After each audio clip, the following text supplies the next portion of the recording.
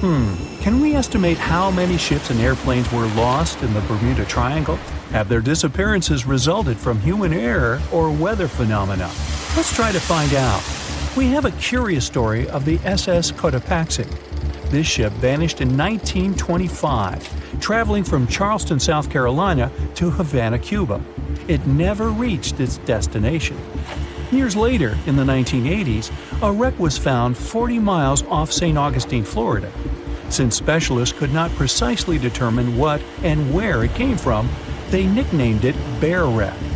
It took many additional years of work, done mainly by marine biologists, to identify that this ship was indeed the missing SS Cotopaxi. This was confirmed in January 2020. How did the ship just reappear? And how did it get there, since this mysterious shipwreck isn't even in the Bermuda Triangle? Now, let's see who came up with this term, Bermuda Triangle. Can you actually pinpoint the triangle on a map? No, it's not an officially recognized location either. The Bermuda Triangle does not appear on any world map. Nobody has agreed on its exact boundaries. There are only assumptions with approximations of the entire area, ranging between 500,000 and 1.5 million square miles. By all approximations, the region has a vaguely triangular shape. In 1964, an American author named Vincent Hayes Gaddis first came up with the idea when writing an article for Argosy magazine. He used the Bermuda Triangle to describe a triangular region that has destroyed hundreds of ships and planes without a trace. It is pretty hard to get the number of lost ships and planes because some ships and aircraft have gone missing without leaving a trace. Their wreckage in the region has not been recovered, but the recorded stories should help us. Legends about the Bermuda Triangle date back to the 15th century, like that of the Italian explorer Christopher Columbus. When sailing through the Atlantic waters, he passed by this location in the late 1400s. In what we now know as the Bermuda Triangle, he saw a huge flame that seemed to just crash into the ocean. Later, he saw an unusual light flashing in the distance at the exact location. Like many other sailors since then, his compass had severe malfunctions. Flight 19, a Navy plane on a routine schedule back in 1945, also started the Bermuda Triangle legend. It was commanded by Lieutenant Charles Taylor, and it's recorded that he just got lost in the triangle for no reason. Since pilots had no GPS back then, they had to trust their compasses and keep track of how long they'd been flying in a specific direction and their speed. Shortly after completing the task, both of the compasses on board stopped working correctly. Records found after the plane's disappearance also indicate that Taylor didn't have a watch on that particular day. The initial report stated that pilot error was to blame for this unfortunate event. However, because people weren't satisfied with this outcome, it was changed to causes or reasons unknown after several reviews. One surviving pilot named Bruce Guerin suggested he went through an electronic fog while passing above the triangle, making him travel through time. In 1970, when this incident happened, he was flying his aircraft when it was surrounded by two huge clouds that formed a whirlpool and spiraled. Like many others before him, he noticed that his navigation devices were malfunctioning. When he eventually made it out of those clouds, he discovered that his flight had only taken 35 minutes. It should have taken 75 in total. Since he had no other reasonable explanation for what he went through, he believed he must have been pushed forward in time. It's not only strange-looking clouds that have been seen above the Bermuda Triangle. In 2014, a pilot recalled almost colliding with a flying object that he could not identify whatsoever. Some of these strange encounters were even caught on tape. It's the case of an early 2015 flight whose passengers noticed a curious object just floating over the ocean. The pilots have yet to figure out what they actually saw back there. Okay, not all of the possible explanations have been this unusual. Oceanographers, for example, have also tried to explain why ships disappear around here. So they recently came back to one of their old theories: rogue waves. These are immense walls of water that just pop up suddenly. If multiple such waves rise simultaneously, they overlap like a wave sandwich. If one single wave can reach over 30 feet tall and happen simultaneously, it can create a rogue wave that can surpass 100 feet high. These types of waves can quickly overtake even the biggest of ships. Meteorologists came up with their own explanation too: hexagonal clouds. These unusual types of clouds can generate winds of up to 170 miles per hour, and they're pretty significant too, some reaching 20 to 55 miles across. As such, waves inside these wind giants can go as high as 45 feet. The Earth's own magnetic force might also have something to do with it. Within the Bermuda Triangle, compasses point to true north, the geographic North Pole, rather than magnetic north, the shifting magnetic North Pole. Some have even explained that since these two perfectly overlap in the Bermuda Triangle, it can cause a magnetic phenomenon that could make navigational devices malfunction. It's called the agonic line. The problem is that scientists have discovered that this line moves each year. It might have passed through the Bermuda Triangle at one point, but it's now through the Gulf of Mexico. Other strange natural phenomenon found along the coast of Norway could help explain why the Bermuda Triangle has claimed so many ships. There are some deep craters there, measuring up to half a mile wide and are 150 feet deep. Scientists believe they were created by methane gas bubbles. This gas seems to be leaking from deposits hidden deep in the seabed. Once the gas reaches a certain quantity, it bursts to the surface and causes eruptions. So, do pilots and ship captains actually avoid this area today? Could this explain why there are fewer ships that get lost there nowadays?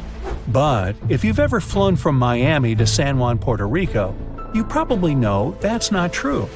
As for ships, if people would avoid the Bermuda Triangle, nearly all Caribbean vacations would be spoiled. To this day, there are a lot of flights that go over the Bermuda Triangle, so it's clear nobody is avoiding it. This place is one of the most heavily traveled shipping lanes in the world. Nowadays, the Bermuda Triangle has heavy daily traffic, both by sea and air. But the Bermuda Triangle is indeed subject to tropical storms and hurricanes that happen very often. Let's also keep in mind that the Gulf Stream, a strong ocean current that causes sharp changes in local weather, passes through the Bermuda Triangle. Besides, the deepest point in the Atlantic Ocean, the Milwaukee Depth, is also located in the Bermuda Triangle. The Puerto Rico Trench reaches almost 27,500 feet at the Milwaukee Depth. So, if you think about it, the whole mystery is a perfect combination of human error, bad weather, and a lot of ship traffic. This was confirmed by data provided by the U.S. Coast Guard. If you look at percentages, the number of ships or planes that go missing in the Bermuda Triangle isn't different from anywhere else. Disappearances do not happen more often than in any comparable region of the Atlantic Ocean. Official statistics say around 50 ships and 20 airplanes have vanished while traveling through this region. So that's another reason why the total number is so hard to pinpoint. Nobody could describe its rescue in official records if a boat was reported missing. There are also some events that, it turns out, didn't happen at all, adding to those false reports, like that of a plane crash back in 1937 off Daytona Beach, Florida, that local papers surprisingly revealed nothing about. At the beginning of the 20th century, somewhere off the coast of West Africa, a German steamship was leaving the port. Suddenly, the weather got worse, and the vessel entered a thick fog. The sailors ran aground on a sandbank close to the shore. Luckily, no one was hurt, and they were even able to save their precious cargo. But the ship was stuck in the sand for good. And it was not alone there. Nearly the entire length of the western coast of Namibia is called Skeleton Coast. If the name sounds scary, that's because it is. This 976-mile-long beach line is among the most dangerous places on Earth. The local Bushman tribes believe that their supreme deity made this land when it was angry. The Portuguese were the first Europeans to set foot in Namibia in the 15th century. And yep, they didn't like Skeleton Coast either. Portuguese explorers thought this land presented the gates to the underworld. This is the place where the Namib Desert meets the Atlantic Ocean. It might be dangerous, but it's actually beautiful. Plus, it's a UNESCO World Heritage Site. If Skeleton Coast had a PR manager, they would quit on the first day on the job. The area is not exactly tourist-friendly because of its geography and history. Beneath the sand and the waves, there is a secret ocean currently lurking for unsuspecting sailors. It's called Benguela Current. It flows towards the north along the coast of southern Africa. This part of the Atlantic is rich in marine life, but the current's land neighbor isn't that happy with the deal. This arid climate created the Namib Desert, one of the driest regions on Earth. And that marine life I just mentioned? It's sharks. 11 species of them to be exact. And yes, the great white decides to pop by once in a while. So far, we've got a desert landscape, strong currents, and sharks. Not a place for a beachside resort, definitely. But if someone ends up on Skeleton Coast, will they know they're in danger? Don't worry, they will. The beach is littered with wrecks of all sizes and shapes. If you remember that German ship I mentioned in the very beginning, its massive and rusted stern is now sticking out from the desert sand. There are some 500 wrecks in total scattered along the coast, and it's a mixed crowd, from Portuguese galleons centuries old to ships that ran ashore here in the 21st century. A modern fishing ship called Zela India managed to slip from its tow rope in 2008 and ended up on Skeleton Coast. Okay, it didn't escape on its own, it had some help from the elements. But it's better to be a tourist attraction on a beach than to be broken up for scrap. That's where the trawler was originally going, poor thing. Skeleton Coast's most famous inhabitant, to call it such a place, is the wreck of the Dunedin Star. The British cargo liner ran aground here in 1942. The massive rescue operation that followed reveals why it's so dangerous for sailors to end up here. The rescuers managed to save all of the crew and passengers, but at a heavy price. An aircraft and a tugboat were lost in the process. It took the last of the rescuers a full 2 months to return home to Cape Town. Why, you might wonder? One look at the map of the region reveals the reason. It's an endless sea of yellow, which is the sand. There are so few roads here, so Skeleton Coast is hard to reach by land. There are also legal obstacles. You need a special permit to drive into the area. But the skeletons in the name of the area don't only refer to ships, they also stand for animal bones. Most of these belong to whales and seals. Many animals have adapted to the area, so lions and hyenas roam the coastline in search of a meal. Yeah, now there are hungry lions as well, as if those sharks weren't enough. Other animals with a temporary residence on Skeleton Coast include elephants, cheetahs, leopards, and giraffes. In 1971, the Namibian authorities established a national park here, but except for surfers, after an adrenaline rush, they don't get many visitors. You can understand why. The Namib Desert is the oldest desert in the world, and it's not very tourist-friendly either. Those who travel to the region should pack sunscreen and a warm winter jacket. A weird combo, right? Well, not so much when you think that during the day, temperatures soar over 110 degrees Fahrenheit. At night, the air temperature drops below freezing. What a climate roller coaster! And that's not the final danger. Yep, there's more. Remember how that German ship got lost in thick fog? Yeah, it wasn't a one-off event. Because of the region's climate, fog shows up frequently. Sailors should cover their ears now, but this fog is actually good for wildlife. This is their only source of water in the Namib Desert. Reptiles and mammals have adapted to the harsh climate. They use as little water as possible. Shifting sands, thick fog, strong currents, lions, and sharks. Not the stuff you would put in a tourist booklet, but Skeleton Coast isn't the only beach on Earth you wouldn't want to spend your vacation on. I will take you to Cape Tribulation in Australia. The area covers some 48 square miles in the northwestern part of the continent. And no, the area is not as dry as Skeleton Coast. It's part of the Daintree rainforest. You could say that here, it is the rainforest, not the desert that meets the ocean. The beach at Cape Tribulation is straight from a postcard.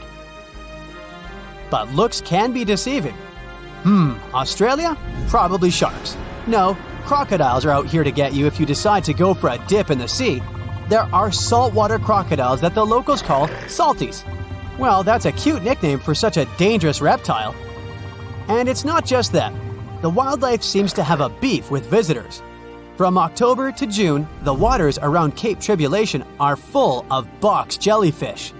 Their venom affects the human cardiovascular system. When touched by a jellyfish out at sea, swimmers won't have enough time to reach land for help. Vinegar helps neutralize the sting, so you might want to keep a spare bottle in your luggage. Crocodiles and jellyfish sound dangerous, but there's one more animal you should look after. It's the wild boar. It might sound funny, but you won't laugh when you're being chased by one of these across the beach. 21 million wild boars live in Australia. They're mostly active at night, making it even more dangerous if they charge at you. The best defense is running in circles. Wild boars can't cut corners well. That's probably why we don't see many of them taking up careers as race drivers. Cape Tribulation has one last danger installed for you, and it's not an animal. Out here, even the trees are plotting against visitors. The stinging tree got its name for a reason. If you try to pick one of its beautiful red berries, it'll fight back. Its prickles are like tiny glass shards. The less than pleasant effect on your skin will last for a month. Then there is this wait a while bush. Who keeps naming them like this? This long vine has spikes that grab hold and just don't let go. They are so strong they can pull a human off a horse. You'll have to wait for someone to come by and save you from this thorny grabber. If you are about to cross this Australian beach from the vacation list, hold on for a second. Tourism is booming here.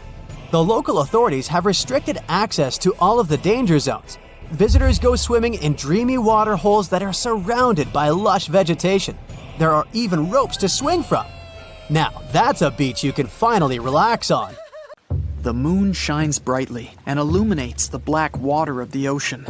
Thick fog descends on it in ominous silence.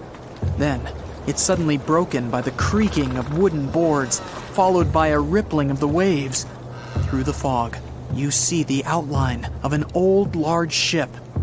Its hull is rusty, and a strange cold is coming from it. But the most unsettling thing is that there's no one on the deck. The ship sails without a crew. No, this isn't a mythical Flying Dutchman, but a very real ghost ship. September 2nd, 2019. The British Royal Navy's ice patrol ship, called the HMS Protector, sails through the calm waters of the Atlantic Ocean. The time is 11 p.m. Some of the ship's crew are on deck, while others are sleeping in their cabins. The captain steers the ship and looks straight at the horizon. The sky is lit up by an orange twilight, and clouds float in the distance. Suddenly, against this beautiful landscape, one of the sailors notices the black silhouette of an unknown ship. The captain slows down and steers the ship a little closer to the mysterious vessel. This is an old cargo ship, 250 feet long. Attempts to contact the crew members lead to nothing. It seems the unknown boat is floating in the ocean by itself. There's no one on board, at least, no one alive. The deck of the ship creaks from rocking on the waves. The sun sinks below the horizon, and it gets dark. The ship looks terrifying.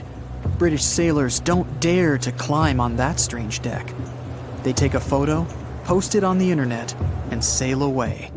Many people on the internet will assume the sailors met a real ghost ship.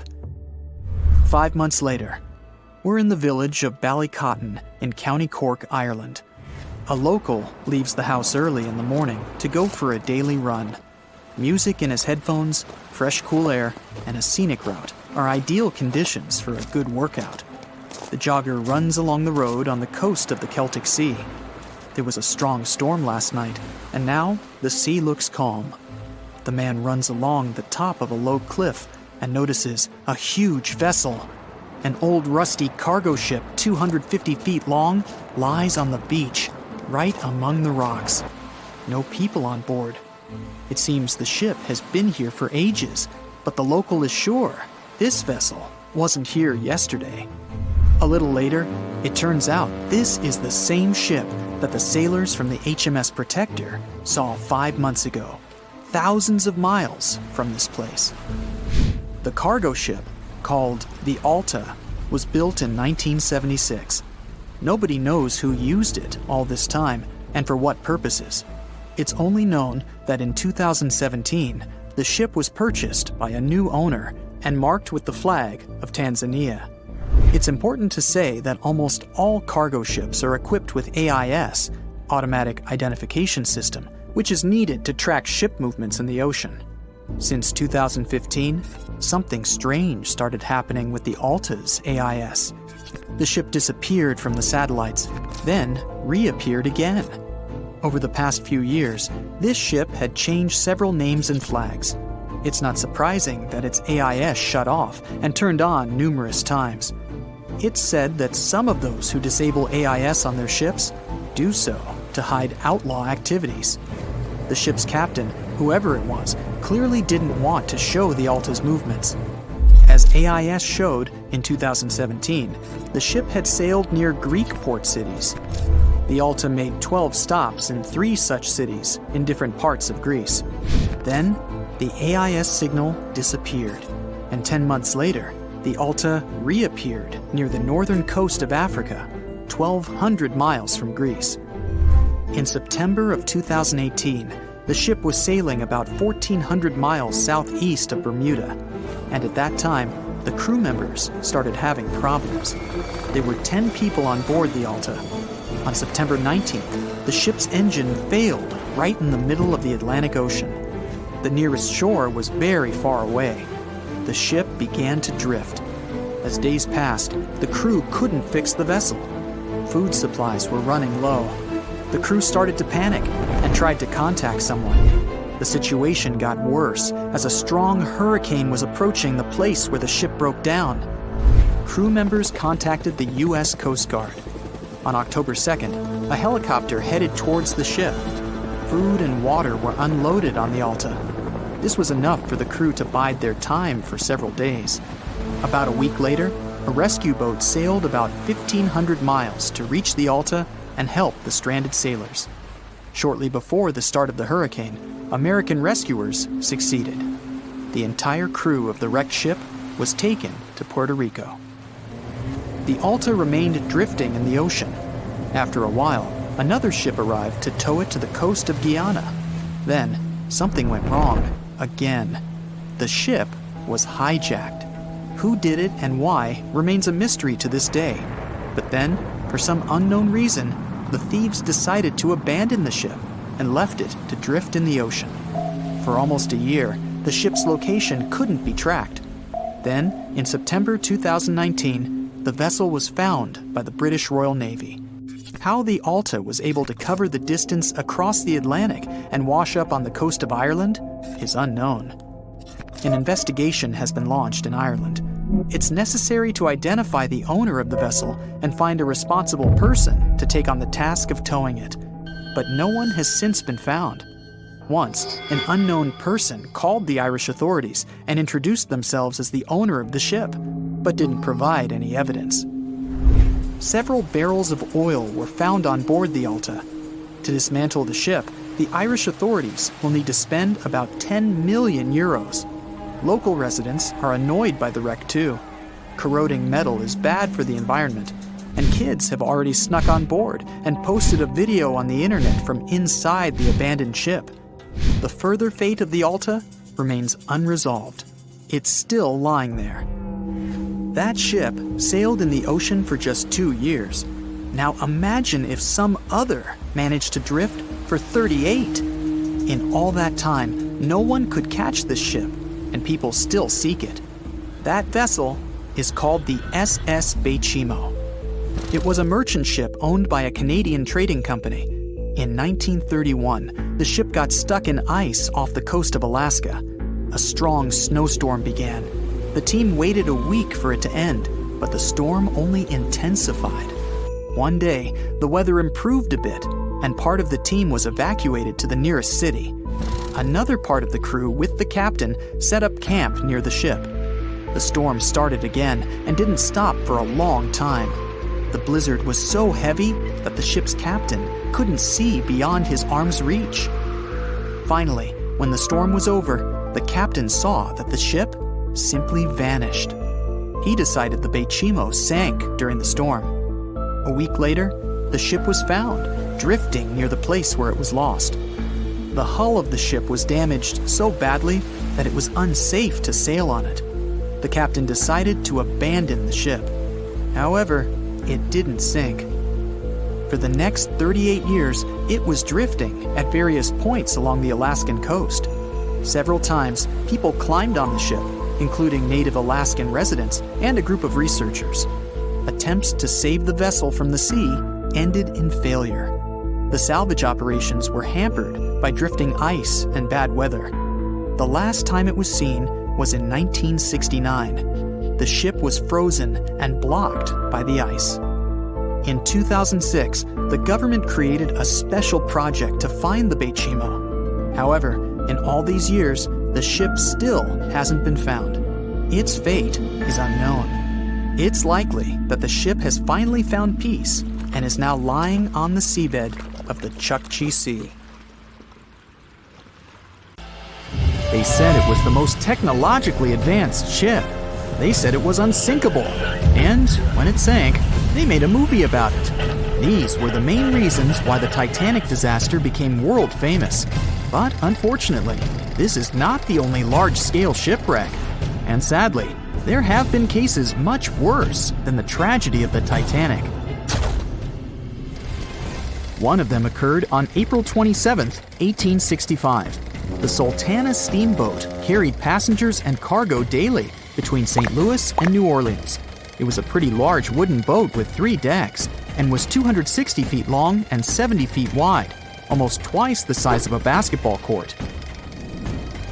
The ship could carry about 350 passengers, but on that unfortunate day, more than 2,000 people were on it. On April 23rd, she was making a routine voyage from New Orleans when it broke down. Something was wrong with the boiler, so the vessel docked in Vicksburg for repairs. At the port, the ship's captain, James Cass Mason, found out about an excellent opportunity to earn a lot of money.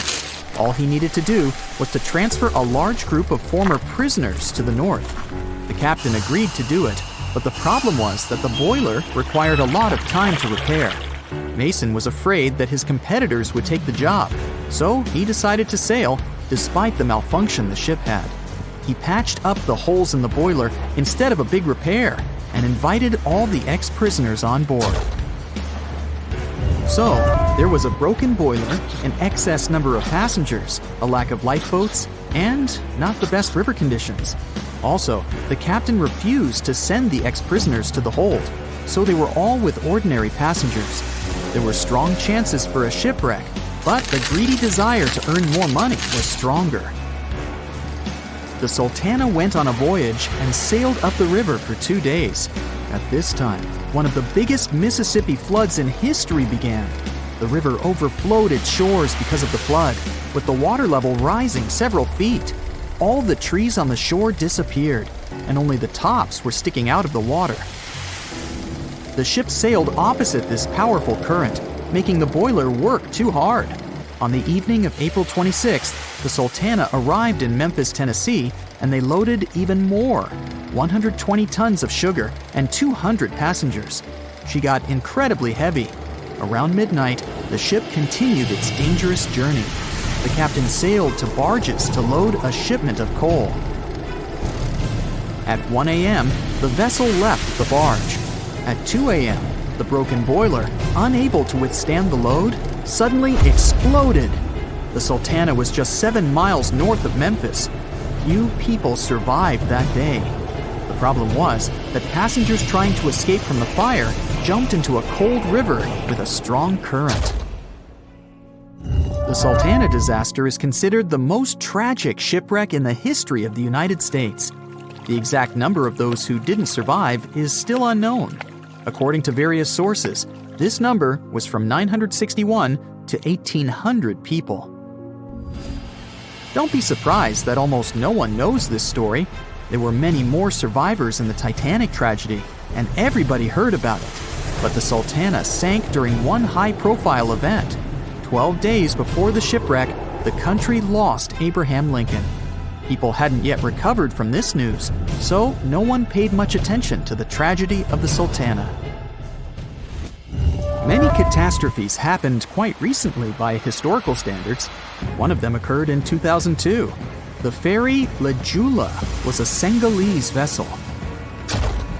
The ferry sailed twice a week, mainly along the coast of Dakar, carrying passengers who traded mango and palm oil. It made daily voyages and never faced severe problems thanks to modern rescue equipment and good repair service. But one day, the ship's crew discovered a malfunction and sent the boat to port. For almost a year, La Jula was in a non-working condition, awaiting repairs. But it didn't get high-quality service. After poor maintenance, the ferry set off on its last voyage.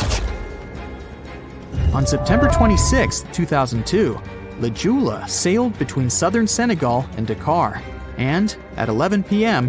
headed toward Gambia, where a strong storm began. The wind raised high waves, but this wasn't critical for the large passenger ship unless the number of people on board didn't exceed the established norm. La Jula was supposed to carry about 500 passengers, but had many more people that day. Too many passengers, poor repairs, and a strong storm caused severe problems for the ship. But the main factor in the shipwreck was that La Jula was only built for sailing in coastal waters, but that day, it sailed far from the shore. Big waves started rocking the boat, and at some point, it just turned upside down. The ship's deck went underwater, and its lower part stuck above the surface like an iceberg. All the passengers sitting in cabins fell on the ceiling and lost their orientation in space. There were no holes or damage in the ship's hull, and water flooded the lower decks for a long time. The vessel stood in a twisted position for several hours. Then, the boat began to sink when the water seeped through the deck and hold. The ocean was warm, but no one came to save the passengers. People had to wait almost 4 days to be rescued. Unfortunately, only a few managed to survive. The Philippines is a very dangerous area for ships. This place consists of several thousand islands and a vast area with shallow water. Ships can run aground and damage the hull with reefs and pitfalls. On September 20th, 1987, one of the most terrible disasters in navigation history occurred there. A Philippine passenger ferry called Dona Paz left one of the islands and sailed toward Manila. The sun was shining, the ocean was calm, and the visibility was good. But for some reason, the crew members didn't notice how the tanker Vector was approaching them. The two ships collided at low speed. The collision wasn't strong, but the problem was that the Vector had tons of oil on board, and the Dona Paz crashed into the cargo hold where that oil was stored. So it spilled all over the ocean, and then a spark slipped through. Not only did the two ships catch fire, but also filled with water. Both ships sank in a matter of seconds. Only a few dozen people survived that disaster. On September 27, 1854, the passenger ship Arctic sailed from Liverpool to New York. The fog came rolling down, and visibility got really bad. Another boat appeared out of the thick white haze, the French steamer Vesta. The ships were close enough to each other that a collision was inevitable.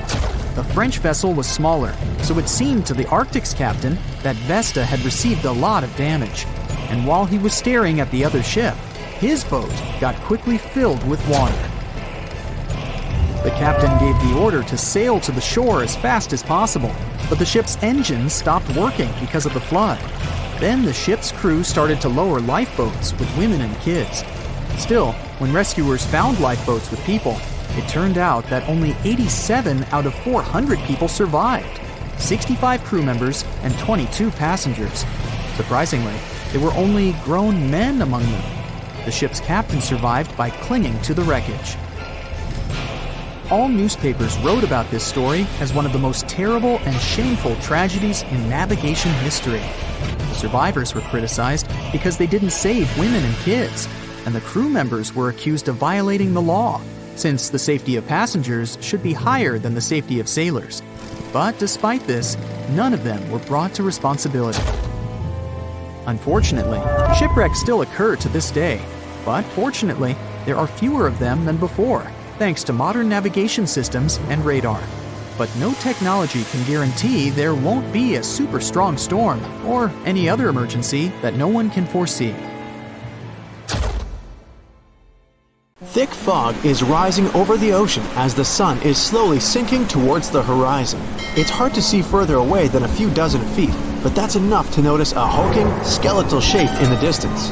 As your ship approaches the figure, your heart beats faster, and then you make out the details of another vessel, abandoned by the looks of it. Ghost ships do exist, and their mysteries aren't always solved. Take MV Hoita, for example. It was a wooden vessel built in 1931 as a luxury yacht. It had served well to various people over 20 years before it was bought by a Samoan sailor and became a merchant ship. In 1955, though, Hoita's service came to an abrupt and mysterious end. On October 3rd, it set sail for another trading voyage that should have taken no more than 48 hours. Delays happen in the sea, so when Hoita didn't arrive on October 5th as scheduled, there was little worry yet. But then it failed to come on the following day too. There was no distress signal or any other sign of Hoita's presence anywhere between its departure and arrival points. A search and rescue party was dispatched to find the ship, and for 6 days, they were scouting the area of nearly 100,000 square miles. On October 12th, the mission returned to the base empty-handed. Hoita vanished without a trace. It was only a month later that another merchant ship, Tuvalu, noticed the missing vessel far away from its route, drifting in the open sea and listing heavily. The sailors boarded the ship and found that all of its crew and passengers, 25 people total, were missing, along with all the cargo the vessel had been carrying. The radio was tuned to the International Distress Channel, meaning that the crew had been trying to ask for help, but they couldn't reach anyone because the radio cable had been damaged, limiting the range to 2 miles. The lifeboats were missing as well, indicating that people on board must have left the ship. Unfortunately, they seem to have taken the logbook with them, leaving the rescue team clueless as to what had happened. Even today, the mystery of MV Hoita hasn't been solved yet. No one knows where the crew and passengers had gone and what had caused them to leave. SV Carol A. Deering wasn't a ghost ship in the usual sense of the word. There were no sightings of it in the open sea. Instead, it was found on the shore, but the circumstances of it running aground are a puzzle shrouded in mystery. Carol A. Deering was built in 1919 in Maine, and it was a large vessel made for commercial voyages. Unfortunately, despite its large cost of construction, it had only served for a year before its last trip. July 19, 1920. The ship was traveling from Puerto Rico to Rio de Janeiro via Newport News to deliver a cargo of coal. It was almost halfway to the final destination when the captain fell seriously ill, and the crew turned back to drop him and his son off and replace the captain. The voyage went without incident, but when it came to Barbados in December to resupply, there were strange moods among the crew. The first mate didn't seem to be happy with the new captain. No one paid much attention to it back then, when they probably should have. The last sighting of Carol A. Deering at sea was on January 28, 1921, when a lightship noticed it off the coast of North Carolina. There was some commotion on the quarterdeck of the ship, where the crew were normally not allowed. Then, another vessel sighted it, but there was already no one on the decks. On January 31st, the merchant ship was found hard aground in the Diamond Shoals, a site notorious for numerous shipwrecks that had been occupying there for centuries. When the search and rescue party boarded the ship, they found it abandoned, the log and personal belongings of the crew gone, along with the 2 lifeboats. There is still no answer to what happened on board of Carol A. Deering that January. although the most popular version was mutiny. Maybe we'll never find out the truth though. SS Bechimo is perhaps one of the most notable ghost ships in history.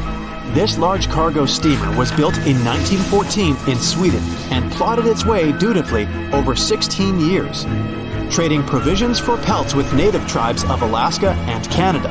But then, on October 1st, 1931, Bechimo got caught in pack ice. At first, it seemed the crew would be able to wait it out and continue on their route because the ship broke free in a couple of days.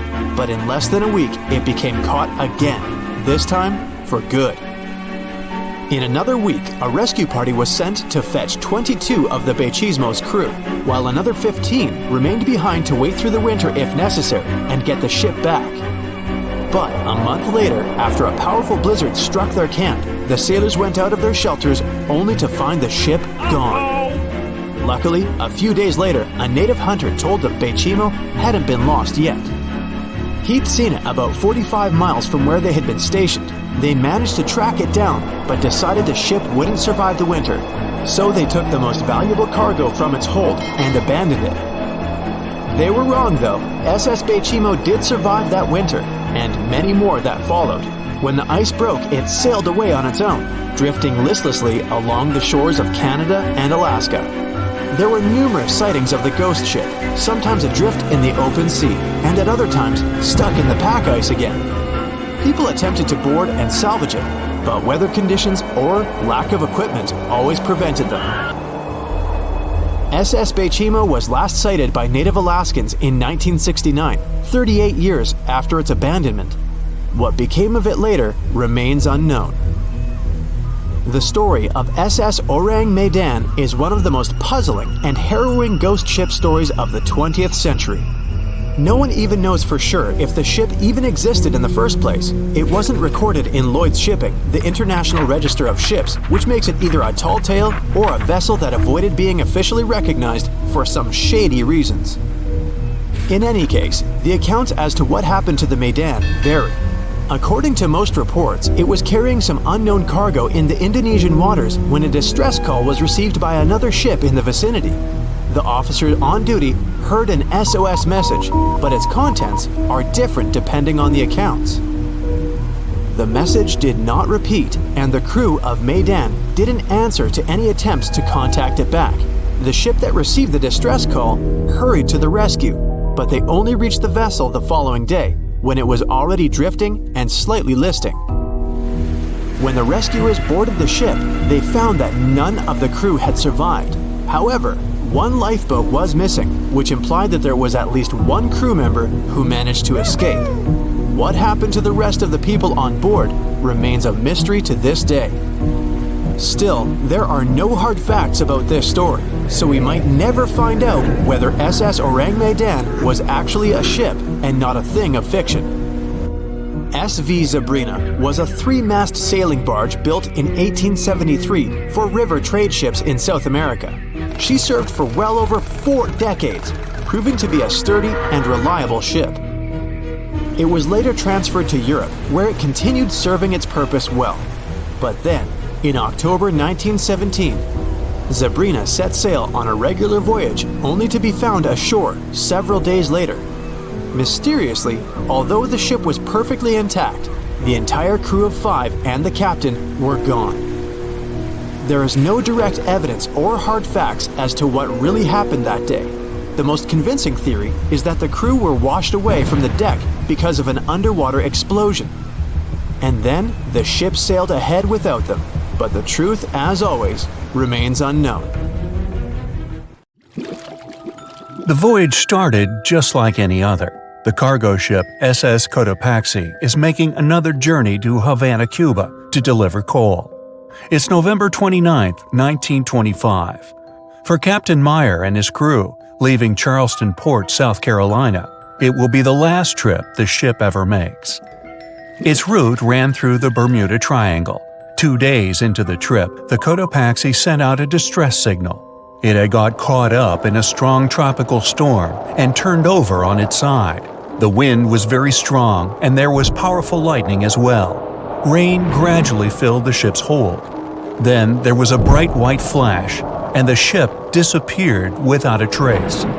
Later, its wreckage was found in the Gobi Desert, which is in a completely different part of the world. All 32 crew members, including the captain, were missing. Of course, the part about the Gobi Desert is fictional. For one of his movies, Steven Spielberg came up with the idea that the ship was moved there by aliens. Still, in real life, the ship was never found, and its crew really did disappear. It was officially declared missing a month afterward, and nobody could find the wreck.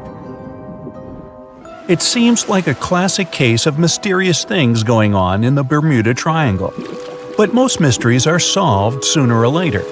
In 2020, the Cotopaxi was found. A man named Michael Barnett had moved to Florida to study shipwrecks off the coast. One wreck in particular really caught his attention. It was much larger than the others, and the locals called it the Bear Wreck. It was about 40 miles from St. Augustine in northern Florida, but no one had ever managed to identify the rusty hull. So Michael started to do some detective work. He measured the size of the shipwreck and started working through all the information he could find. He researched hundreds of old newspapers, leafed through insurance records, and looked at artifacts found on the wreck. After hundreds of hours of hard work, Michael was sure it was the Cotopaxi. But a few years before, there had been a rumor that the same ship had been found off the coast of Cuba. The Coast Guard found the wreck of a cargo ship about the same size that looked a lot like the one lost in 1925. Michael was sure they were wrong, so he teamed up with some science journalists and kept investigating. Soon they discovered something that seemed to confirm Michael's belief. Divers found brass valves with the letters SV on them in the wreckage of the ship. Michael suggested these initials referred to Scott Valve Manufacturing Company. The headquarters of this company was in Michigan, not far from where the Cotopaxi had been built. The company had probably supplied parts for the Cotopaxi. So the puzzle seemed to be solved. The Bear Wreck was really the missing cargo ship. But Michael still needed to work out why the ship had sunk. Did something mysterious really happen to the Cotopaxi in the Bermuda Triangle? Later, Michael found the testimony of the ship's carpenter among some old papers. The carpenter claimed that the hatches covering the coal on the ship had been in a terrible condition before it sank.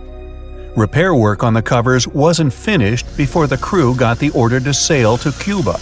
So if the hatch covers were still broken during the trip, water could have easily gotten on board. This water probably flooded the hold during the tropical storm. This was the real reason why the Cotopaxi went down. There was really nothing mysterious about it. It was just a mistake made by ordinary people. But this is just one example out of dozens, or even hundreds, where ships and planes have gone missing in the Bermuda Triangle. We still can't explain some of these incidents. It seems like there really is something weird going on there. One of these strange events happened in 1948. A passenger jet was headed for Miami from San Juan, Puerto Rico. It disappeared in the same area as the Cotopaxi. The 32 people on board vanished without a trace. The weather was clear throughout the flight, but experts think that when the plane was about 50 miles from the coast, it could have been hit by a strong wind that knocked it off course. Years later, a similar plane was found in the area of the Bermuda Triangle, but because no one could work out the registration, it was impossible to say for sure if it was the same one. Something even stranger occurred not long before, in 1945. 5 planes went missing all at the same time. Some trainee pilots were practicing their navigation skills, but when they'd finished, it seems they couldn't find their way back home and disappeared. Many people assume they just ran out of fuel. This seems likely, but still, the circumstances were really strange. The trainees were being supervised by an experienced pilot who had 2,500 hours of flight time. He would never have let a group of newbie pilots get that far away from their base. Even now, people still debate what could have happened. Some insist the pilots ran into something supernatural out there in the Bermuda Triangle. But who knows? And here's another freaky thing that happened there which no expert has been able to explain: time travel. In 1970, Bruce Gernon was flying a plane from Andros Island to the Florida coast.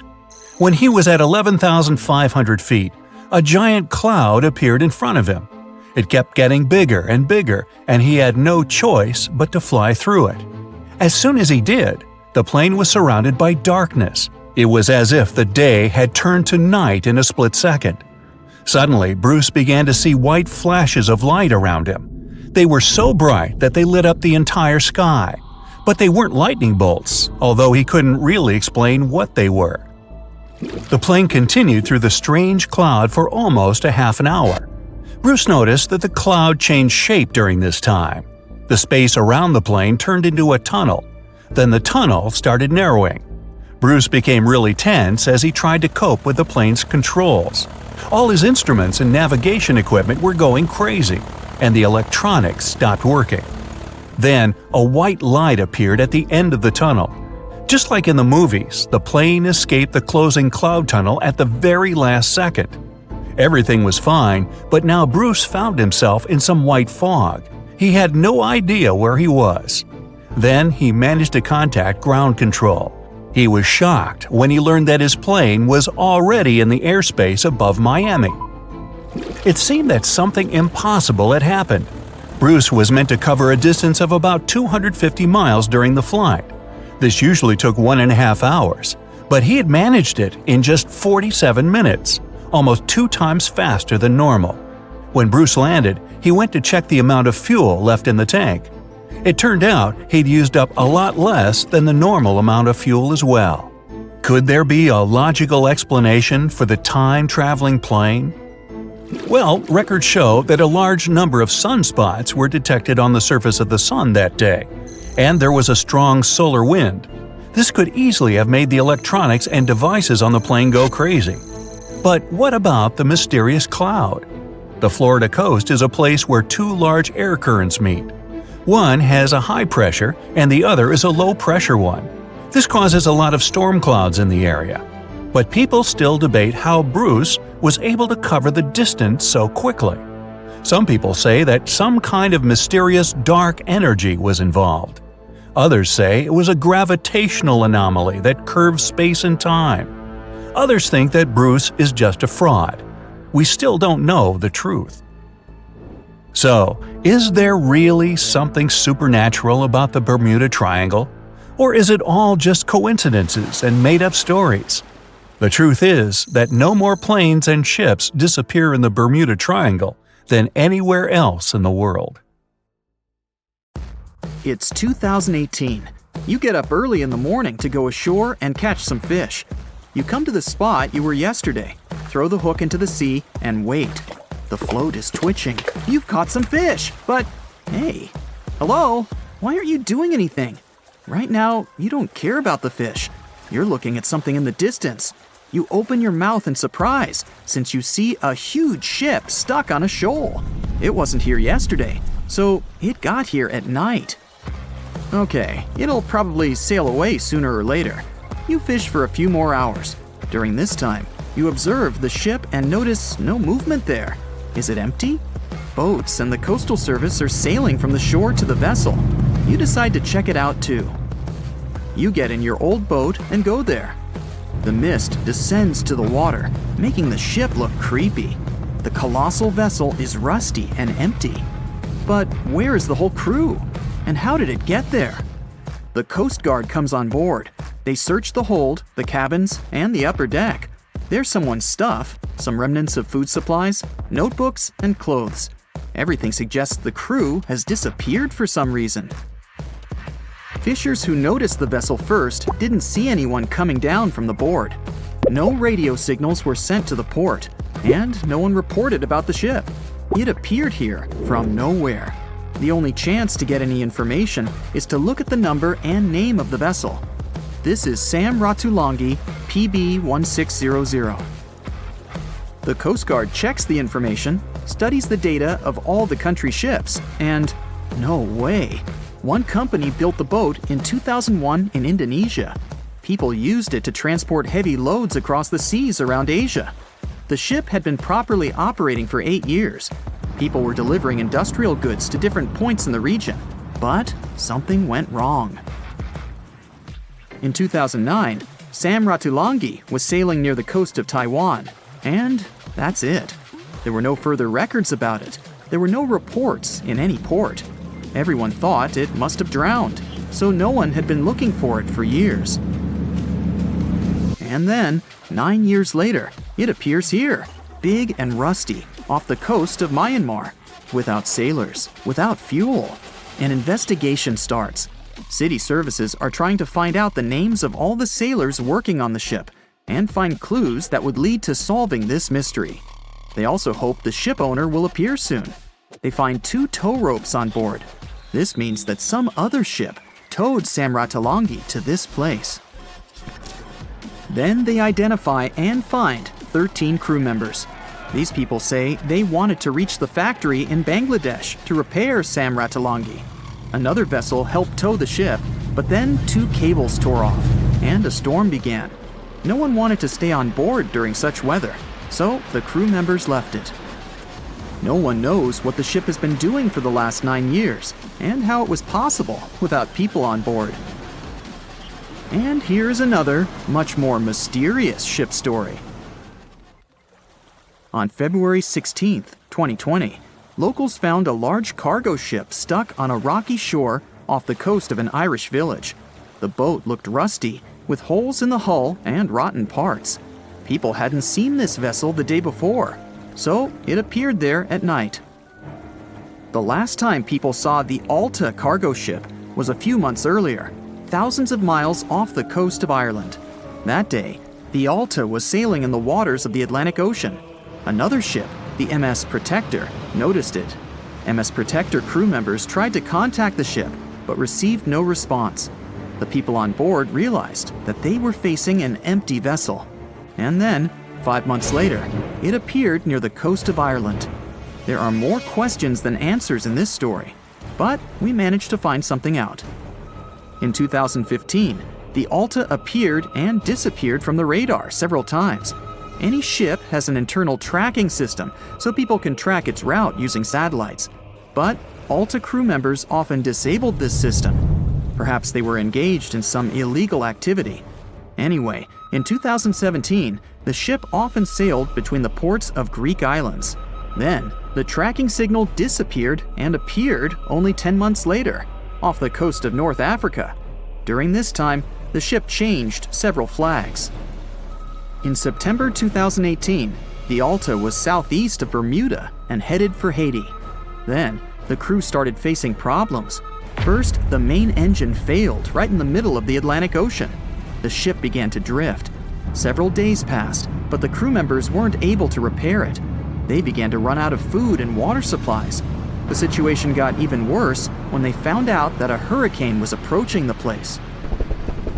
Fortunately, they managed to contact the U.S. Coast Guard.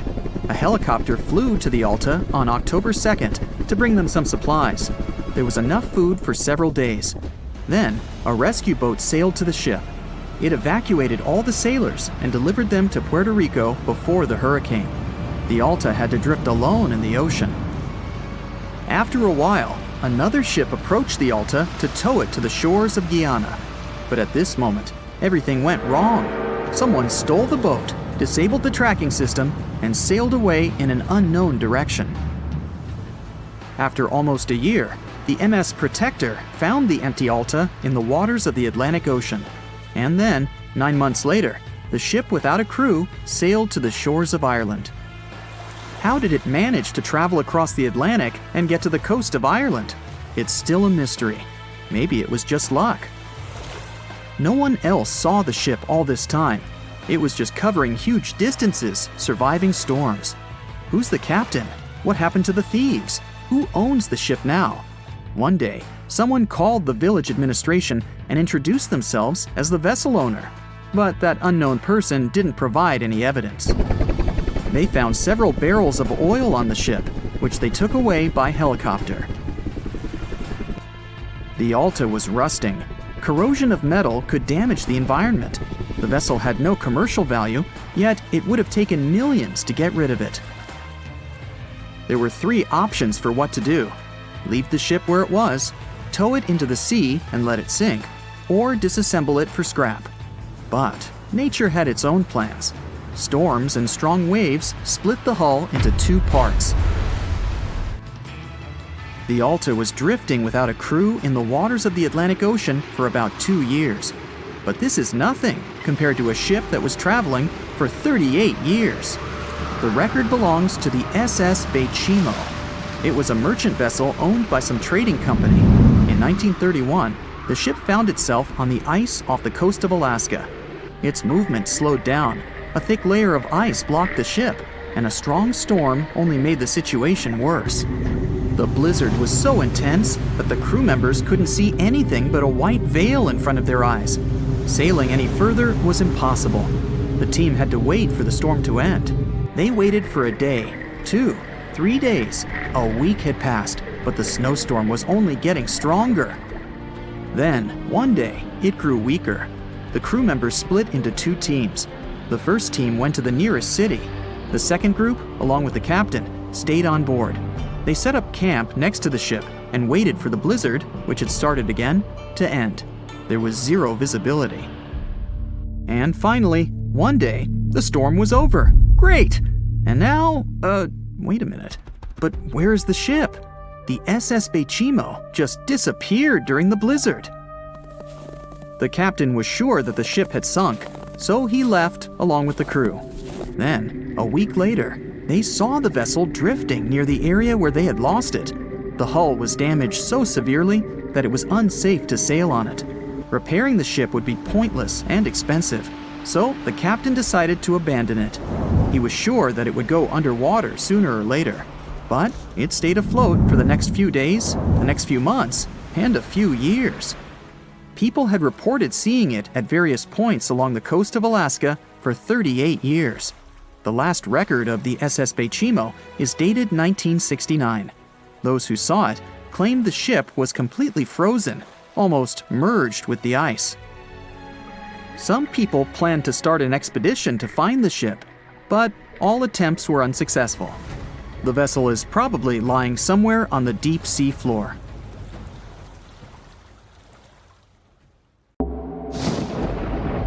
There's a ship drifting somewhere in the ocean without a crew. The last time someone saw it was over 50 years ago. Its story reminds of that of the Flying Dutchman, a ship that's bound to sail forever and bring disaster to whoever sees it at sea. At least the legend says so. Unlike the Flying Dutchman, the SS Beichimo was definitely real and built for a German company in Hamburg and began as an ordinary cargo ship. It was trading supplies between Hamburg and Sweden in the Baltic Sea starting from 1914. It had a strong steam engine and a hull made of steel. A few years later, it became British property. Then, in the 1920s, a Canadian company purchased it for around $18,000, a huge amount of money back then. The new owner, the Hudson's Bay Company, was actively using the ship for several years. They would often send it on voyages from its home port in Scotland to Siberia, Alaska, the Yukon, and the Northwest Territories. It also passed through the Panama Canal and even the Suez Canal, with fur pelts for sale on board. Sometimes it would also transport passengers. It had completed 9 successful voyages before this strip of good luck came to an end. Starting from the 1930s, SS Beichimo would have trouble with ice and storms. When it first got trapped in ice in October of 1931, some of the crew managed to escape to Alaska. 15 of 22 sailors decided to stay with their vessel and try to save it. They had furs and other valuable cargo worth around $58,000 aboard. The company sent them supplies to survive the winter.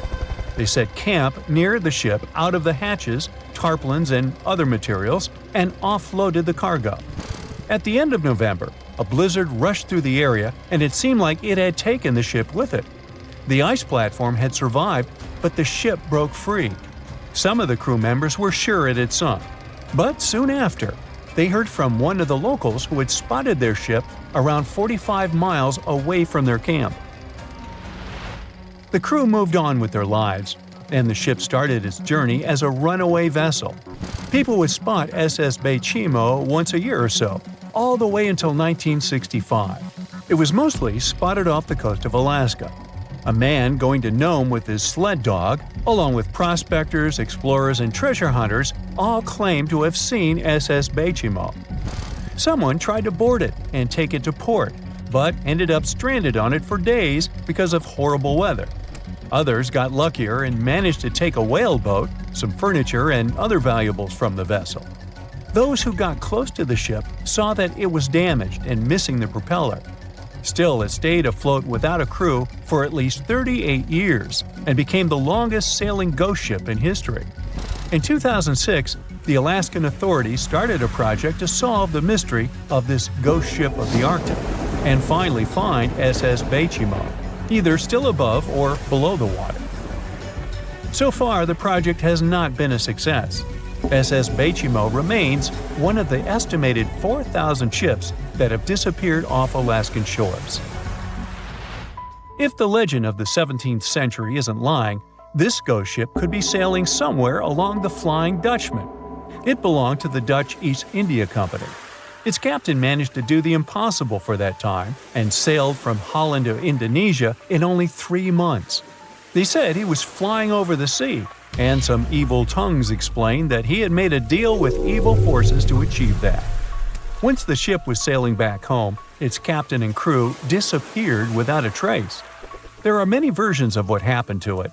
One of the first ones said it had tried to enter port at the Cape of Good Hope, got in a terrible storm, and sank as there was no captain to save it. Another legend says the captain had refused to obey the skies to let the ship sink during the storm. A scary life form then struck the boat and the crew, and it was condemned to forever wander without rest. Many sailors claim to have spotted the Wandering Dutchman. The Duke of York, who was to become King of England, mentioned having seen it in Australian waters. Right after spotting the ship, the man who saw it first fell from the top of the mast and didn't survive. There were more encounters with this legendary ship up to the middle of the 20th century. Ships would nearly collide with it as the Flying Dutchman jumped out of the blue. Scientists have a more logical explanation for this mystery: Fata Morgana, not to be confused with Hakuna Matata. Now, when you're out at sea on a hot day and the air is all wavy, it feels like when you look at the road on a scorching summer day. That's because of something called atmospheric refraction. When light passes through different layers of air with different temperatures and densities, it bends and twists. Sometimes, under certain conditions, this bending of light can create really bizarre optical illusions over the ocean, like sightings of the Flying Dutchman. The Fata Morgana phenomenon can make distant objects appear distorted, stretched, or even lifted above the horizon. So you can see a ship far away, but because of the way the light is bending, it will look like it's floating above the water or even disappearing and reappearing. A Fata Morgana is most commonly seen in polar regions, especially over large sheets of ice that have a uniform low temperature. But you can see it anywhere, even in deserts and over lakes on hot days. The first stories about ghost ships go all the way back to ancient Greek and Roman mythology. One of the most famous ghost ships in history is the Mary Celeste. This brigantine was traveling from New York City to Genoa and was fully stocked with provisions, but missing a crew when it was discovered in the Atlantic Ocean in 1872. The crew's personal belongings were also there, completely undisturbed. The final entry in her log was made 10 days earlier. We still don't know what happened to its crew, and the ship has inspired many spooky stories and legends. The Lady Lovibond was another legendary schooner that is believed to have been wrecked off the coast of Kent in the middle of the 18th century. The story tells that the ship's captain, Simon Reed, had just got married and took his bride on board for a celebratory cruise, despite the superstition that it could bring bad luck. They were on their way to Portugal when the first mate, who is also in love with the captain's new wife, went mad because of jealousy, attacked another crew member, and then took over the wheel and steered the ship straight into the dreaded Goodwin Sands. No one aboard survived, and the schooner is said to reappear as a ghost vessel every 50 years. In present times, Many vessels become abandoned and turned into ghost ships intentionally. There are thousands of them floating in U.S. rivers, lakes, channels, and coastal waters. Some people lose their boats in storms and other extreme weather. Others have to abandon their boats because maintaining them can cost 10% of the boat's price. Plus, docking a vessel can add up to several $1,000s every year. Most boats have been made of fiberglass, so an owner can't just recycle them as scrap metal. So, once they want to get rid of it, they often tie it to a dock and sneak away, or leave it floating far away from the shore, or just try to sink it. When ghost ships sink in shallow waters, they can cause damage to coral reefs, mangroves, marshlands, oyster habitats, and wetlands. Plus, they can collide with unsuspecting regular ships and cause real trouble. So, don't do that. Enough said. No matter what happens, don't stop! We almost got it! Two treasure seekers are digging frozen ground in a cornfield at night. It's raining hard, lightning is flashing, but these two guys keep working. And now the shovel hits something solid. No way! A treasure chest! They start digging faster and find a piece of a ship's engine. What the? Far from the seas and lakes, somewhere under the fields of Kansas City, they found a giant sunken ship. How is this possible? Now you'll see. Some people spend their lives searching for shipwrecks with treasures underground. One of them is explorer David Hawley. He's been looking for such ships far from the seas, rivers, and oceans for many years. He does this because he likes the feeling of adventure. The holds of these ships may contain chests of gold, antiques, and artifacts. And you can get a lot of money for them. David says you don't have to go into the ocean to find a sunken ship. They may be lying in your backyard. But why do ships end up buried underground among fields, farms, and plains? Let's find out using the example of Steamboat Great White Arabia. According to old records, the newspaper clippings, this ship had been carrying about 200 tons of treasure before it sank in 1856. Many rumors and local legends said the ship was lying underground, a few miles northeast of Kansas City. It was there because people deliberately altered the riverbed and channels of the Missouri River in the second half of the 19th century. They artificially brought the shores closer to each other. They narrowed the river to increase the flow's speed, so boats could sail much faster. In the 19th century, steamboats were the most popular means of transporting passengers and goods. Before railroads, they extended the western border across the Mississippi and Missouri rivers and brought supplies to people. That's why it was so important to increase the speed of their movement. So, on September 5, 1856, Arabia was sailing along such an estuary. It came across a snag sticking out of the water. A piece of log quickly flooded the ship. Fortunately, all passengers were evacuated. But the steamer and its precious cargo reached the silt bottom of the Missouri River in a few minutes. Several years had passed. Everyone forgot about the vessel. During this time, the course of the Missouri River had changed. But Arabia remained under the wet, muddy bottom. The soil level above it was getting higher, and the ground was losing moisture. Eventually, many decades later, a cornfield formed above the sunken ship. In the 1980s, one farmer owned this area, and he had no idea what was hidden in his territory. David Hawley carefully studied the history of the sunken ships of the USA. He knew that hundreds of steamers had gone underwater all over Missouri, but most of all, he was interested in Arabia, as there were rumors that it was filled with gold and other valuable things. The territory of cornfields in Kansas was vast, but David Hawley knew how to search properly. In 1987, he started working. First, together with his brother and father, they collected all the clippings from old newspapers they could find. They were looking not only for information about the steamer, but also for maps of the Missouri River. They tracked its historical changes, checked the dates, and identified a large area where the steamer sank. Next, they used electromagnetic testing and other geological stuff to study the soil and find the right place. They searched for differences in ground moisture and density. Then, they went through the territory with powerful metal detectors. And so, by the fall of 1988, they had determined the location of the steamer. Arabia was the size of a football field.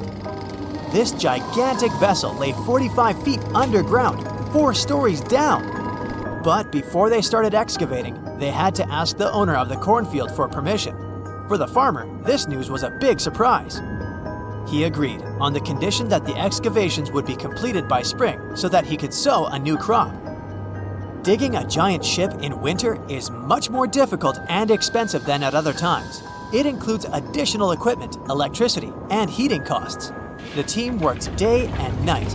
They financed the excavations out of their own pocket. Each invested more than $10,000 and took out a bank loan. Finally, they noticed the first details of the ship. The shovels hit the huge engine boilers and the deck. The goal had been achieved. Most of the cargo lying inside the sunken ships is covered with rust, shells, mud, and is badly damaged. The contents of Arabia were in excellent condition, considering that the ship had sunk 130 years prior.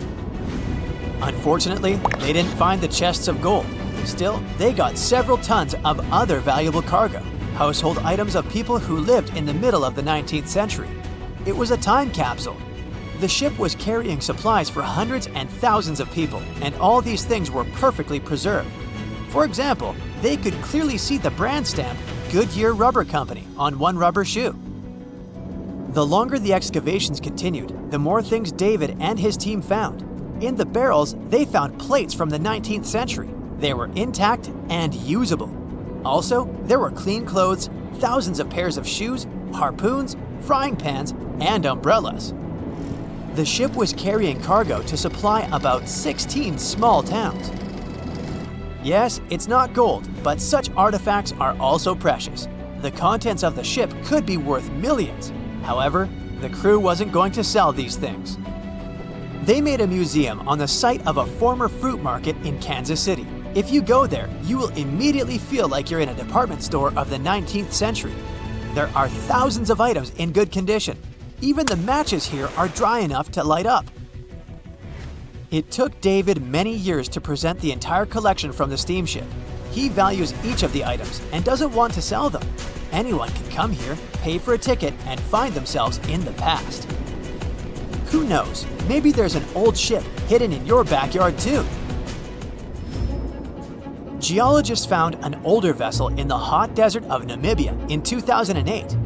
This ship sailed back in the days when pirates scared sailors on the seas, and now it's inside a dried-up lagoon.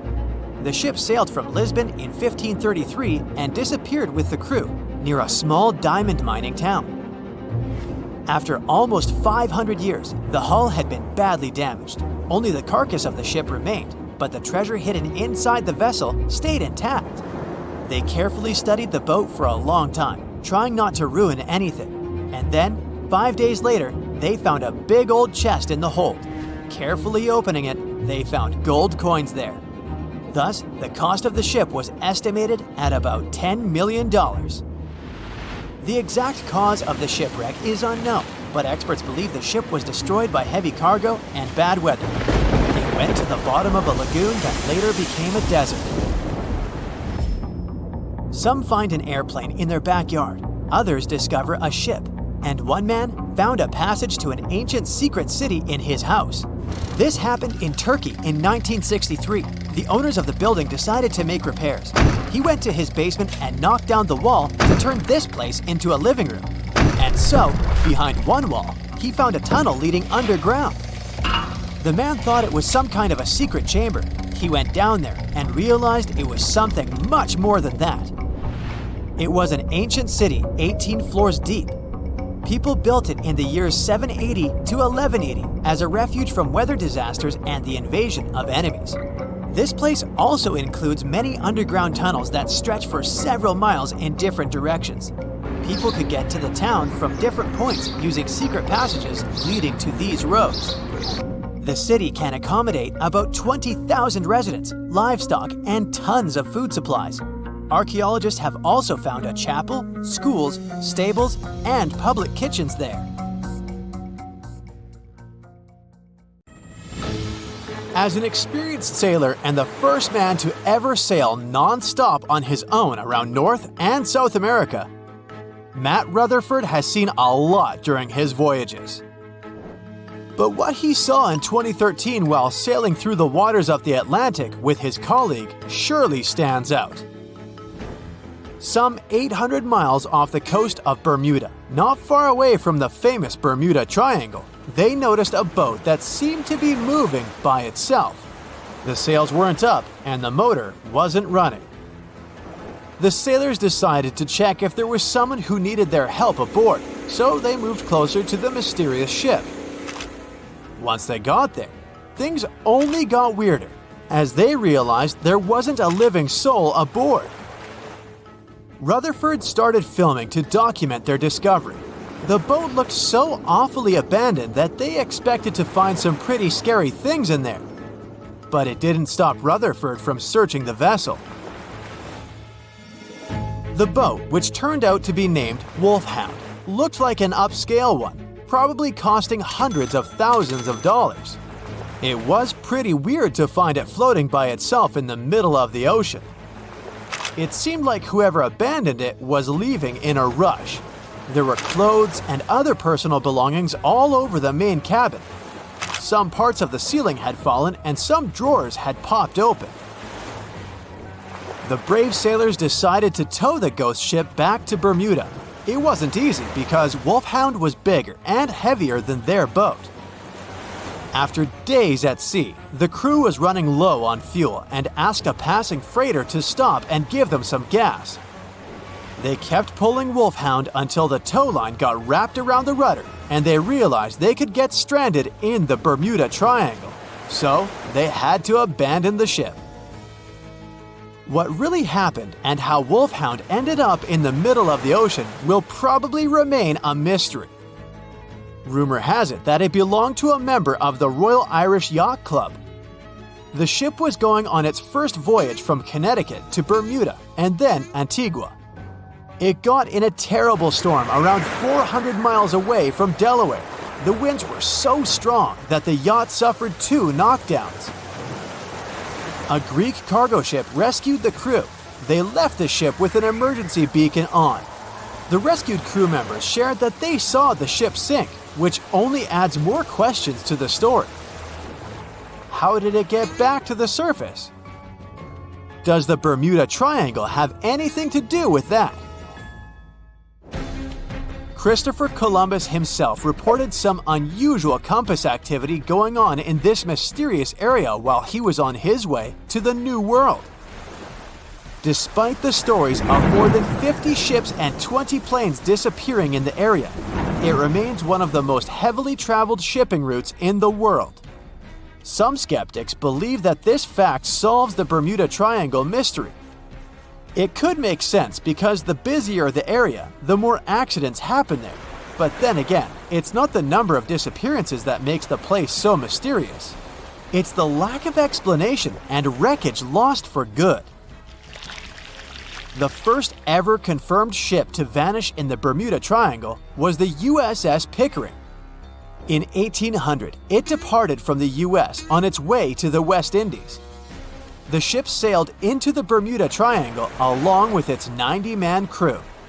No one ever heard anything from them ever since. The popular explanation is that the ship was taken out by a storm. But because no one found any wreckage, we'll never know for sure. The largest ship that has ever disappeared in this mysterious area was the USS Cyclops.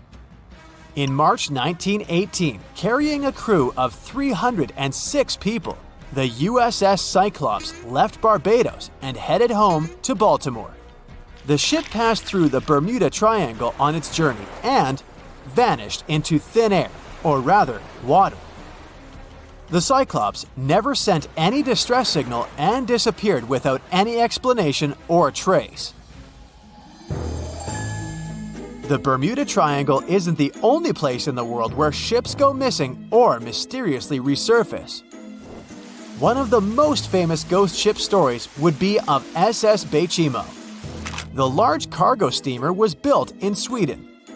On October 1st, 1931, it got caught in pack ice.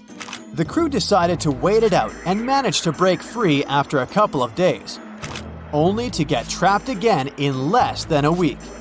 This time, they didn't manage to make it out. A rescue team went by air to save 22 of the crew members. 15 other members stayed in a wooden shelter they built not far away from the ship. Their plan was to wait out the winter and get back aboard. At the end of November, a strong blizzard was rushing through the area. When it was over, Beichimo seemed to have gone away with the storm. The captain decided it must have broken and sunk, but a few days later, a local hunter informed them that he had seen the ship around 45 miles away from their camp. The crew managed to find the ship and took the most valuable cargo from its hold. They had fears that Beichimo wouldn't live through that rough water, but it did manage to survive after all. Once the ice was gone, it floated away and ended up drifting along the shores of Canada and Alaska. Many people reported seeing the ghost ship in an open sea. Some even tried to board it to save the ship, but the weather didn't allow it to happen. The last time someone saw SS Beichimo was in 1969, 38 years after its crew had left it. It could still be drifting somewhere in the ocean. The story of MV Hoita happened in the South Pacific. The ship was originally a wooden luxury yacht. After serving for 20 years to various owners, it became a merchant ship. In 1959, it set on a trading voyage that was supposed to last around 2 days. When it didn't reach its destination on time, no one was worried at first as things happen in the open waters. After another day, and no distress signals from the Hoita, it was obvious that something serious was going on with it. There were 25 people aboard, and their families wanted to find them. A search and rescue crew worked for 6 days looking for the ship, or at least its wreckage, in an area of nearly 100,000 square miles. That's 1.5 times as big as Florida. Sadly, the mission had come back with no results. It seemed like Hoita had disappeared without a trace. A month later, another merchant ship noticed Hoita drifting in the ocean, miles and miles away from its original route, and none of the crew members or passengers were on board. The cargo had also disappeared. The lifeboats were also gone, so the people must have escaped the ship hoping to save themselves. It turned out that the crew had been trying to get help as they tuned the radio to the International Distress Channel. But the damaged cable didn't let them send the signal any further than 2 miles. It also looked like when they were leaving the ship, the crew took the logbook with them, and we still don't know what exactly happened to Hoita. Family members of those who were on board are still looking for answers. One professor claims it must have been a corroded pipe that leaked and flooded the vessel, but we'll most likely never know for sure. In the Pacific Ocean, near Japan, there is an area nicknamed the Devil's Sea. It's believed to be one of the 12 vile vortices around the Earth. Some people claim that vile vortices have weird things going on in them because the pull of the planet's electromagnetic waves is stronger there than anywhere else. The most famous ship that disappeared in the area was a fishery patrol vessel in 1952. The ship went there to investigate the vessels that went missing previously and disappeared along with 31 crew members. Scientists who don't believe it was a mysterious disappearance blame the underwater volcano eruption for what happened. It has recently become a popular location for many tourists looking for the perfect place to get away from it all. If you're lucky enough to catch a sunny day here, it's like no other, I can assure you. Chances are you'll end up having loads of foggy days, but let's be honest, they have a special allure of their own. This enchanting smile-shaped island is called Sable Island. It's located 190 miles from mainland Nova Scotia. It wasn't accessible to the general public until 2013. That's when it was added to the list of National Parks of Canada. You can get here either by plane or by water. But what's so enchanting about this place anyway? There must be something since the yearly tourist count is growing every year. Firstly, there's a spectacular number of wild horses here. There are between 200 and 500 horses roaming free all over the island. There's also a large population of gray seals. The place is also the only breeding location of a rare bird species called the Ipswich sparrow. If you're already considering a trip here, there are some things you need to know first. Remember that fog I mentioned earlier? Well, it turns out that Sable Island is the foggiest place in the Canadian Maritimes. I'm talking about approximately 127 foggy days each year. During such days, Sable Island literally disappears underneath a thick layer of fog. You won't be able to explore the place on your own either. The local regulations state that visitors need to travel within a group, and they also need to keep a 197-foot distance from the wildlife they can encounter here. As charming as this place may be, it holds a dark secret hidden beneath the sandy dunes, and it has nothing to do with beautiful creatures living here or the island's unique vegetation. Apart from being known from its horses and seals, Sable Island is infamous for an overwhelming number of shipwrecks. Over the years, about 350 ships have ended their lives here, on these sandbars.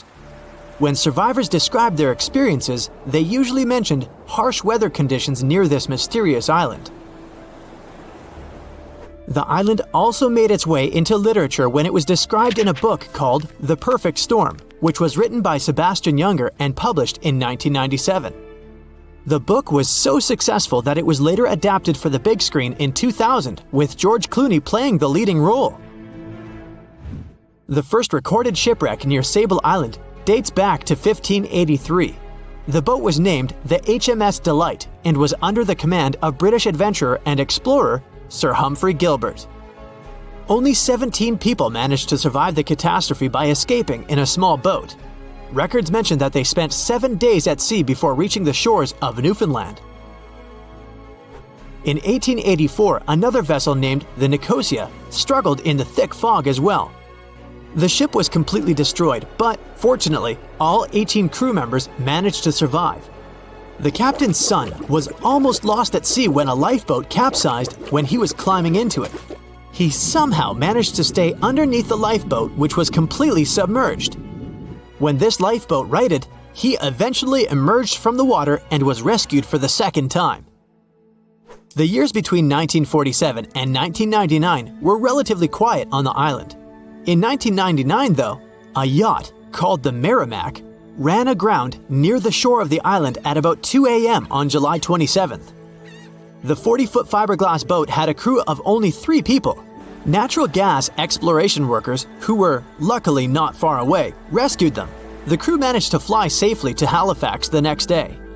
The owner of the Merrimack tried to recover his boat by hiring local fishermen. Unfortunately, this operation was unsuccessful, since only the fittings of the yacht were eventually saved. It took no more than 6 weeks for the sand and waves to crush and completely break up the hull of the Merrimack. So what is it about this place that's so dangerous for boats? Does it have anything to do with the weather? Or maybe there's other forces at play? The explanation turns out to be a bit more complex, and it wasn't easy to figure out, at least not way back in the 1500s. First of all, the island is located close to one of the world's richest fishing grounds. Since it's also near one of the major shipping routes between Europe and North America, hundreds of vessels sail past it each year. The likelihood of shipwreck increases when there are so many boats roaming around the area. Sable Island is also in the way of most of the storms that move up the Atlantic coast of North America. It's no surprise that boats often get hurtled straight onto the shores of this island. The weather has a lot to do with it too. During the summer season, the warm air from the Gulf Stream creates a dense fog as it merges with the cool air by the Labrador Current that passes by the island. Other currents don't help the matter. Sable Island is next to the meeting point of 3 major ocean currents: the Gulf Stream, the Labrador Current, and the Belle Isle Current. Since the 1950s, radars and other modern navigation tools have been used on commercial vessels as well. Up until then, the sextant was the main instrument used to figure out a ship's location. It doesn't mean that sextants weren't accurate, but this instrument couldn't work properly without a clear view of the sun or stars, which means it didn't help much in dense fog, such as the one surrounding Sable Island, or when it was cloudy. Often during bad weather, the captain of a ship navigated, relying on their experiences and intuition based on the ship's speed and direction. That's why most of the survivors in shipwrecks near Sable Island said that the captain had simply miscalculated the ship's position, crashing into Sable Island by accident. This dusty, sandy land is as unfriendly to ships as it is to trees. There's reportedly a single tree on the whole island, and it looks a lot more like a bush. It's actually a pine tree. And since the famous island horses don't see it as much of a food source, it somehow managed to survive. Reports say that the tree was planted back in the 1950s. Local authorities were trying to grow a forest on the island to make it a bit more welcoming. They've planted tens of thousands of trees over the years, more than 69,000 evergreens, 600 fruit trees, and about 55 pounds of pine seeds, along with other plants which could survive the conditions on the island. But they were no match for the extreme weather and sandy soil. Out of all those plants, just one pine tree is still alive. Thanks to its resistance, it has even become a symbol of Sable Island. Interestingly, for around 40 years, the island also had just one inhabitant. Can you imagine that? One person living on a remote island for so many decades? It's the story of a woman called Zoe Lucas. She chose to surround herself with the only residents on the island: the horses, the gray seals, and the many species of birds. An esteemed naturalist, she mentioned in an interview she gave back in 2017 that she was used to living on the island and that she never got lonely. To survive here, she had to put together an essentials kit. It included a notebook to take notes and a pair of binoculars to study the wildlife. You can safely assume she wasn't scared of the intimidating surroundings, since she decided to eventually call this place home. At first, Zoe wanted to set up camp on one end of the island, near some abandoned buildings. But eventually, she settled in a wooden house near a bunch of sand dunes. A Canadian institution called the Meteorological Service of Canada put together the simple construction back in the 1940s. Parks Canada operates the building these days. Zoe's work included gathering as much data on the local horse population as possible. It could help scientists better understand how they managed to adapt to the unfriendly environment. She also helped gather the debris that made it to the shore to help track pollution levels. Among all the rubbish that she collected, there was a refrigerator and a crate full of fresh peppers. Some other specialists eventually started working rotating shifts on Sable Island to offer the brave woman a little bit of company now and then. In 1945, 5 TBF Avenger aircraft took flight for a routine training exercise around the Bermuda Triangle. In the middle of the exercise, the planes were struck by intense rain and heavy winds, despite the clear weather forecast. The pilots became extremely disoriented and radioed the base to report that their navigational equipment had stopped working.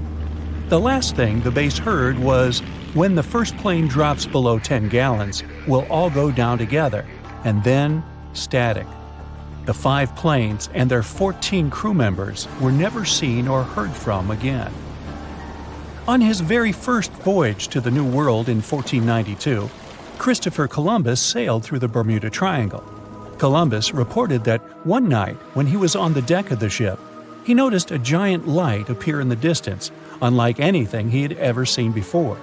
Columbus looked at his compass for direction, and it gave off erratic readings. You might have noticed that the Bermuda Triangle doesn't appear on any world map. This is because official institutions refuse to acknowledge that the area actually exists. A popular theory suggests that rogue waves are responsible for the many disappearances. Rogue waves are called extreme storm waves by scientists. They occur when different weather patterns take place at the same time and cause large, unexpected waves. Witnesses say that the waves look like giant walls of water. These waves could explain why ships go down fast and without leaving any trace. The Bermuda Triangle is home to some pretty intense and unexpected weather. Storms build up quickly and unexpectedly, then disappear soon after. If you blink, you might miss it. This could explain why few distress signals are issued. Pilots and sailors never saw the weather coming. No one knows exactly how many ships and planes have disappeared in the Bermuda Triangle. The rough estimate is 50 ships and 20 planes. Most of the time, the disappearances had no explanation and no wreckage has ever been left behind. Another bizarre theory trying to solve the Bermuda Triangle mystery comes from Charlie Berlitz. He insists that the area is home to the lost city of Atlantis. The missing ships and planes and malfunctioning equipment, according to him, were all caused by rays of energy let out by the special energy crystals that power Atlantis. While this sounds silly, Berlitz's theory was convincing enough that over 20 million people bought his book worldwide. In the year 1800, a large sailing vessel called the USS Pickering departed from the U.S. on its way to the West Indies. The ship sailed into the Bermuda Triangle along with its 90-man crew and was never heard from again. The USS Pickering was the first ever confirmed ship to vanish in the Bermuda Triangle. It's believed that the ship was taken out by a storm, but because no wreckage was ever found, we'll never know for sure. When the TBF Avenger planes went missing, a massive search operation was conducted. Boats and planes searched the Bermuda Triangle for any signs of the aircraft. One of the boats searching was a PBM-5 Mariner airboat. The airboat took flight at 7:27 p.m. and called in a routine radio message 3 minutes later. Then, it was never heard from again. No trace was ever found of the rescue airboat or the 5 Avenger aircraft. An enormous investigation was launched into the disappearance of all these vehicles, but nothing was ever discovered. This particular area of the ocean is one of the most heavily traveled shipping routes in the world. Some skeptics believe that this fact solves the mystery. Statistically, the busier the area, the higher the frequency of accidents and disappearances. While this makes sense, it's not the frequency of disappearances that's responsible for the mystery of the Bermuda Triangle. It's the lack of explanation or wreckage found. On the ocean floor, decomposing organisms let off large concentrations of methane gas that gets trapped under the water. This gas can build up until, boom, it ruptures. The gas surges up to the surface and erupts. If a ship was in the area of one of these ruptures, the water would become much less dense and cause the ship to sink rapidly and without warning. Scientists believe this could be the cause of the many disappearances in the Bermuda Triangle. While this theory makes a lot of sense, it doesn't seem too likely. The U.S. Geological Survey has stated that no large releases of gas are believed to have occurred in this area for the past 15,000 years. The ocean floor is made of rocks containing a lot of magnetite. It's more like iron. Magnetic fields react to high concentrations of magnetite on the ocean floor, which may start a sort of conflict between the two.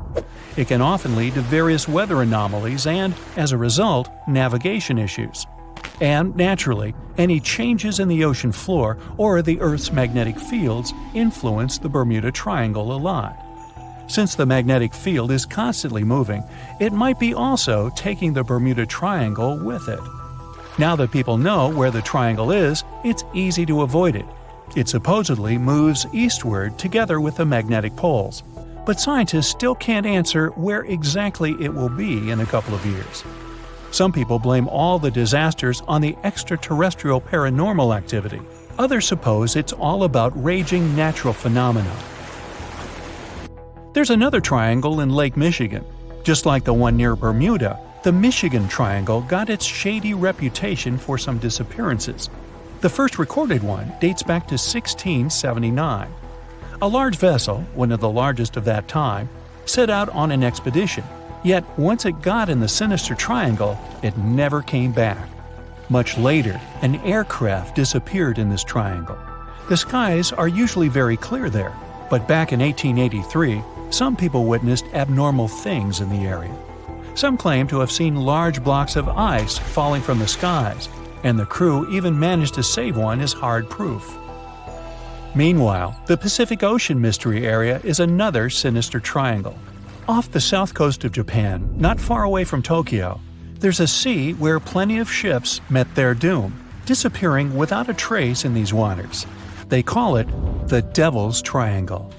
Some scientists believe the cause of anomalies is the environmental changes. Also, there's a really high concentration of methane hydrates on the bottom of the ocean in the Pacific Triangle area. you're deviating from your original course and sailing in the wrong direction. There's the Caribbean Sea near the triangle, peppered with small islands. The seafloor here isn't deep. The ship can get in shallow waters. And now the ship is stuck on a shoal, and you have no idea where you are. If this were the 21st century, the ship's captain would be able to reach the shore using GPS and other modern navigation. But the most interesting thing is that the compass would work correctly this time, since the magnetic North Pole hasn't already coincided with the true one for a long time in the territory of the Bermuda Triangle.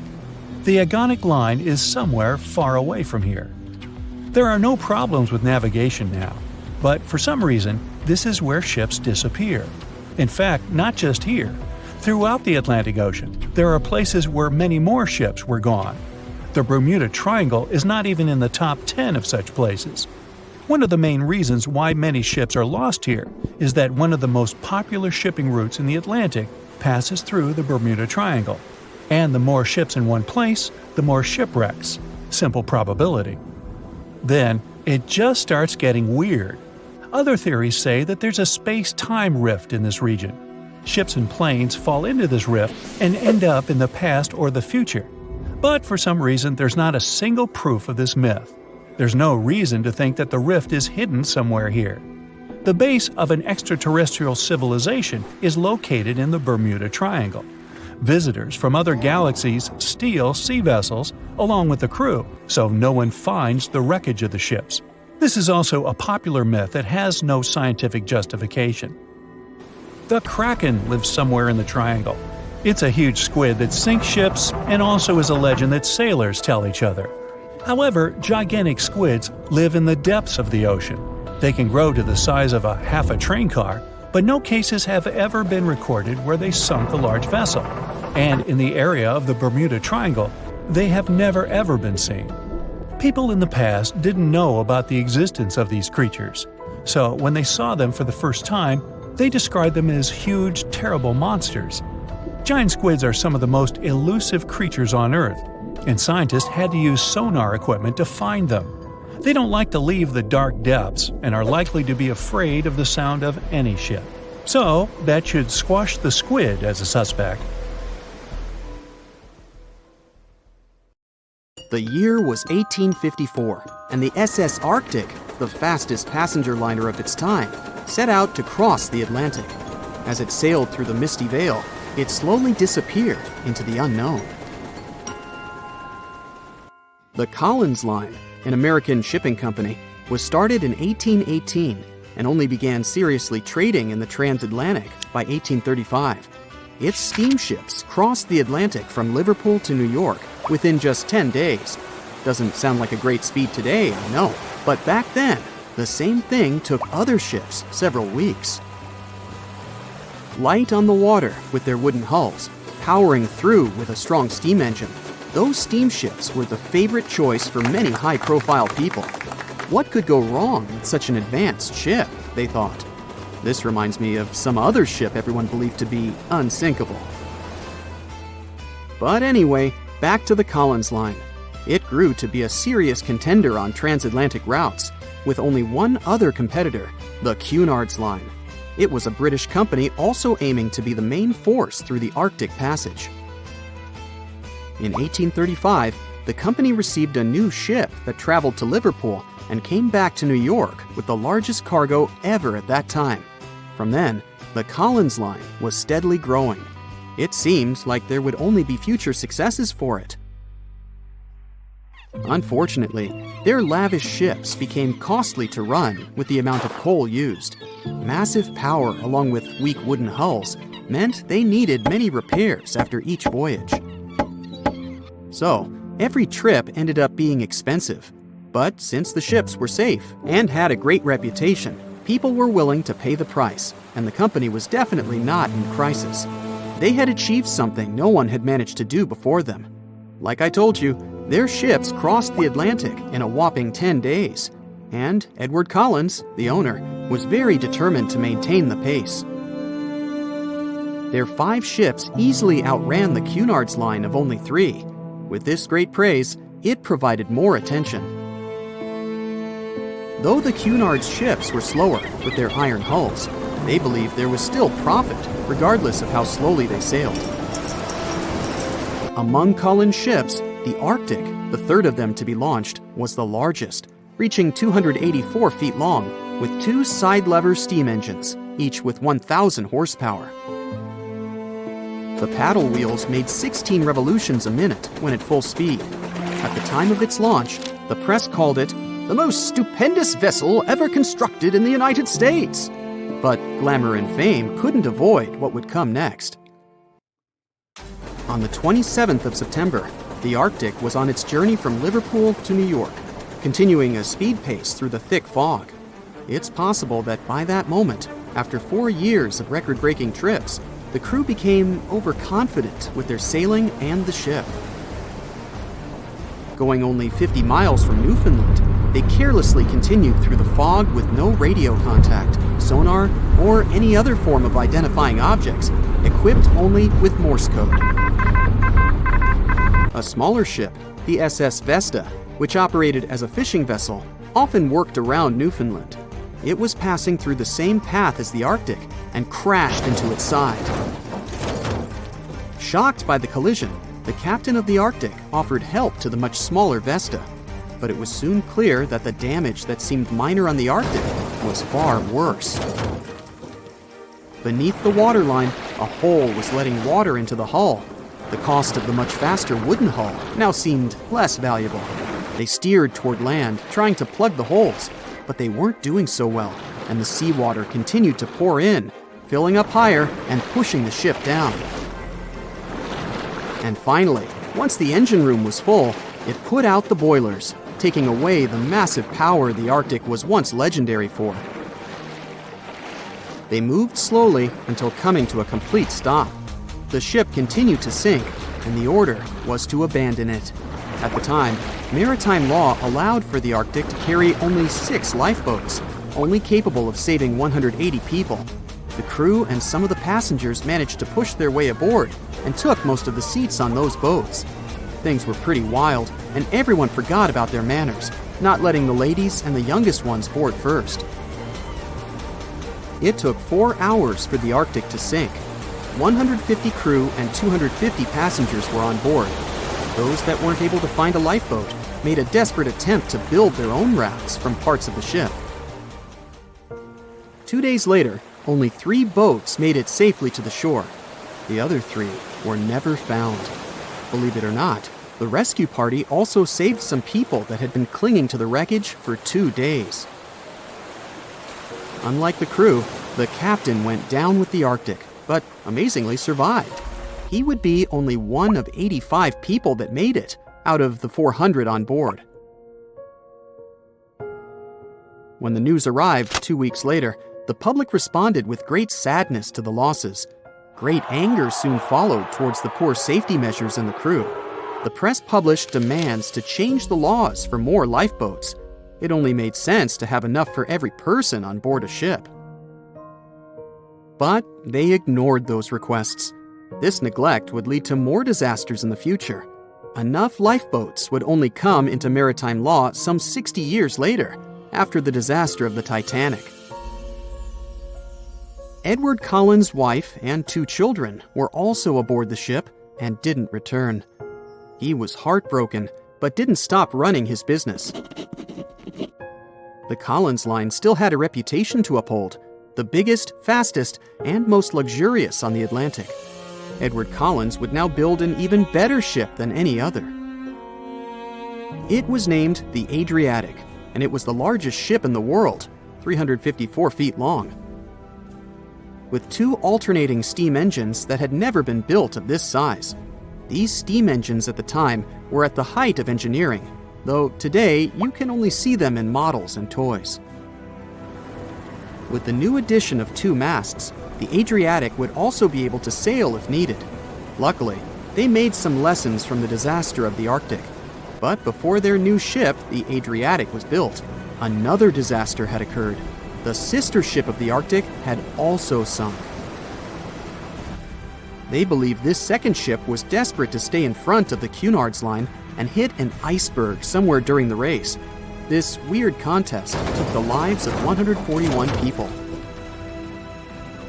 The desperation of Collins and his weakly built hulls pushed the company towards bankruptcy in 1858. The newly built Adriatic, costing over $1 million, had only made one voyage in the end. And even that voyage was considered a disaster. The ship collided with a tugboat. It still managed to finish its maiden voyage at a suitable time. After the company had gone bankrupt, they had to sell the ship for only $50,000. They removed the great giant engines, replacing them with only sails. Although it was once the greatest ship on the high seas, it was only 30 years later until it was abandoned, labeled irreparable, and anchored in a river.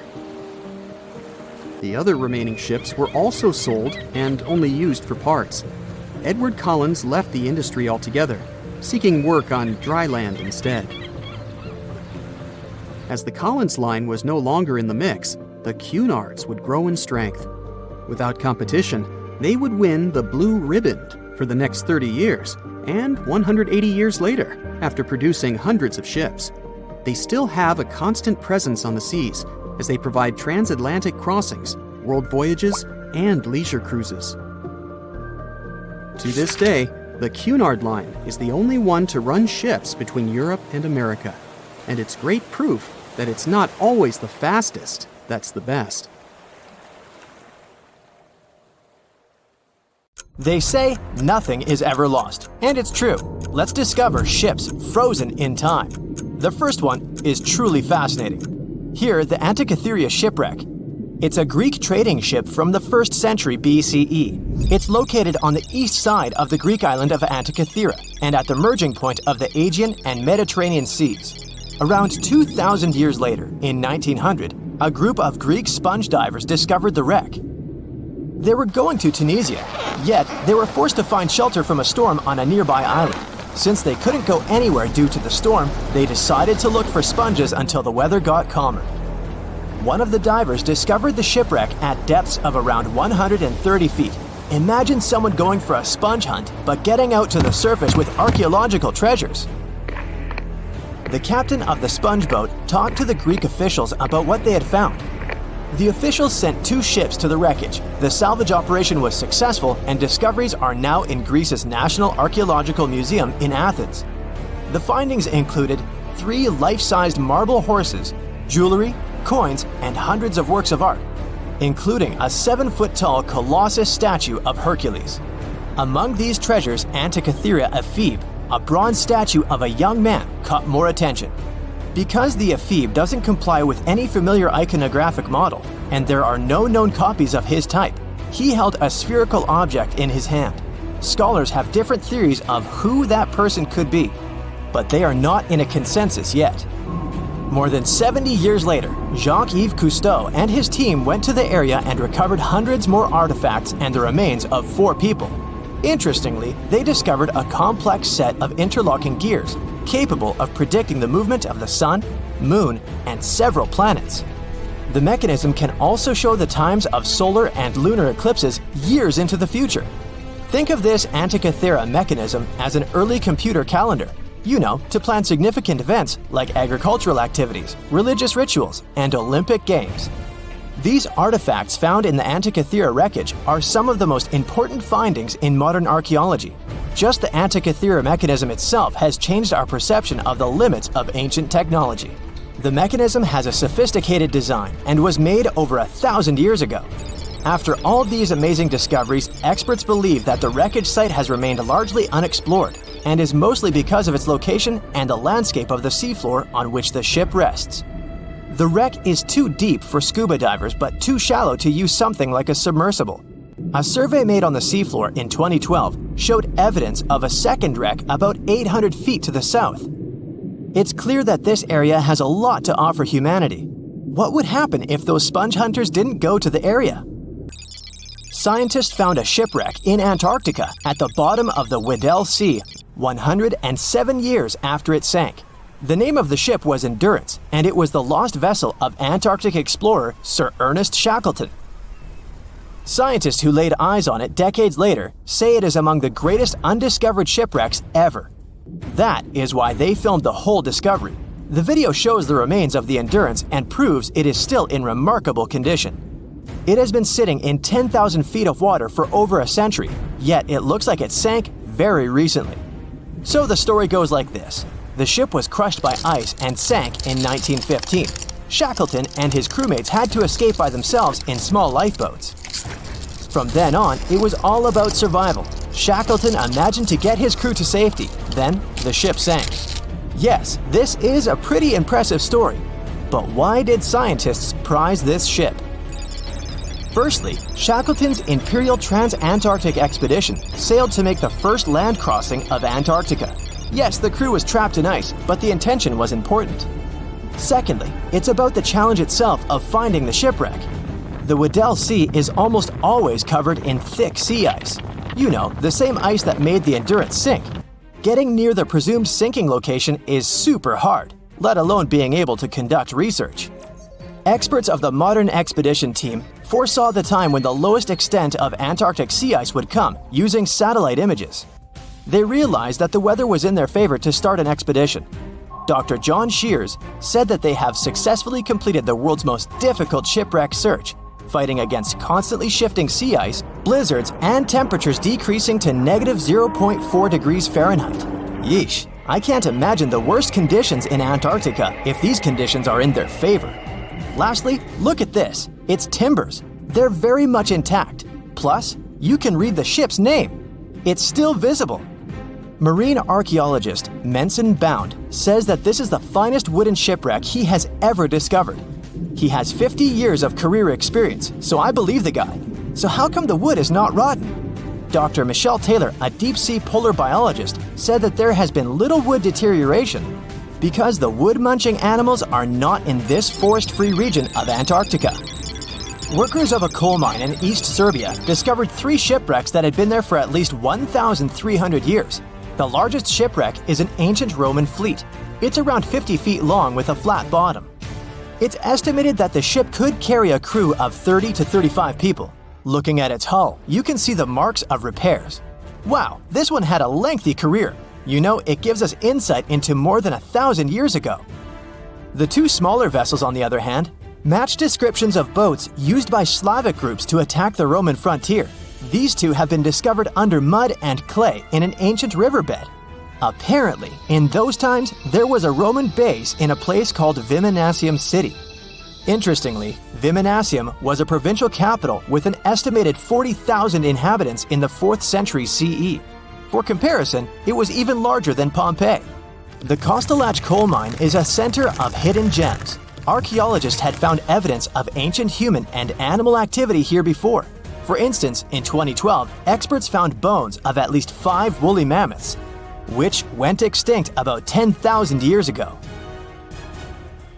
Canadian archaeologists found a ship 150 years after it went missing in the Canadian Arctic waters. This merchant ship is called HMS Investigator. It was purchased in 1848 to search for the explorer Sir John Franklin's ship that got lost in the Northwest Passage expedition. So, HMS Investigator left Britain in 1850 for this rescue operation. The expedition crew, captained by Robert McClure, sailed the Investigator into the water. He realized that he was in the final leg of the Northwest Passage, the sea route across North America. But before he could sail into the Beaufort Sea, the 122-ton ship itself got stuck in the thick ice. The crew spent the winter over the Prince of Wales Strait. The following summer, McClure tried again to sail to the end of the passage, but the ice blocked his way once more. Here, too, the crew was forced to leave the ship. He steered the crew into the Bay of Mercy. There, they were to remain until 1853 when the crew of the HMS Resolute rescued them. Imagine a crew of 60 people who had to spend 3 winters in the Arctic without even knowing if they would survive. Later on, the ship was found sitting upright in about 36 feet of water. It was in very good condition. Arctic water has prevented the outer deck of the vessel from deteriorating quickly. The outline of the ship and its timber can be clearly seen.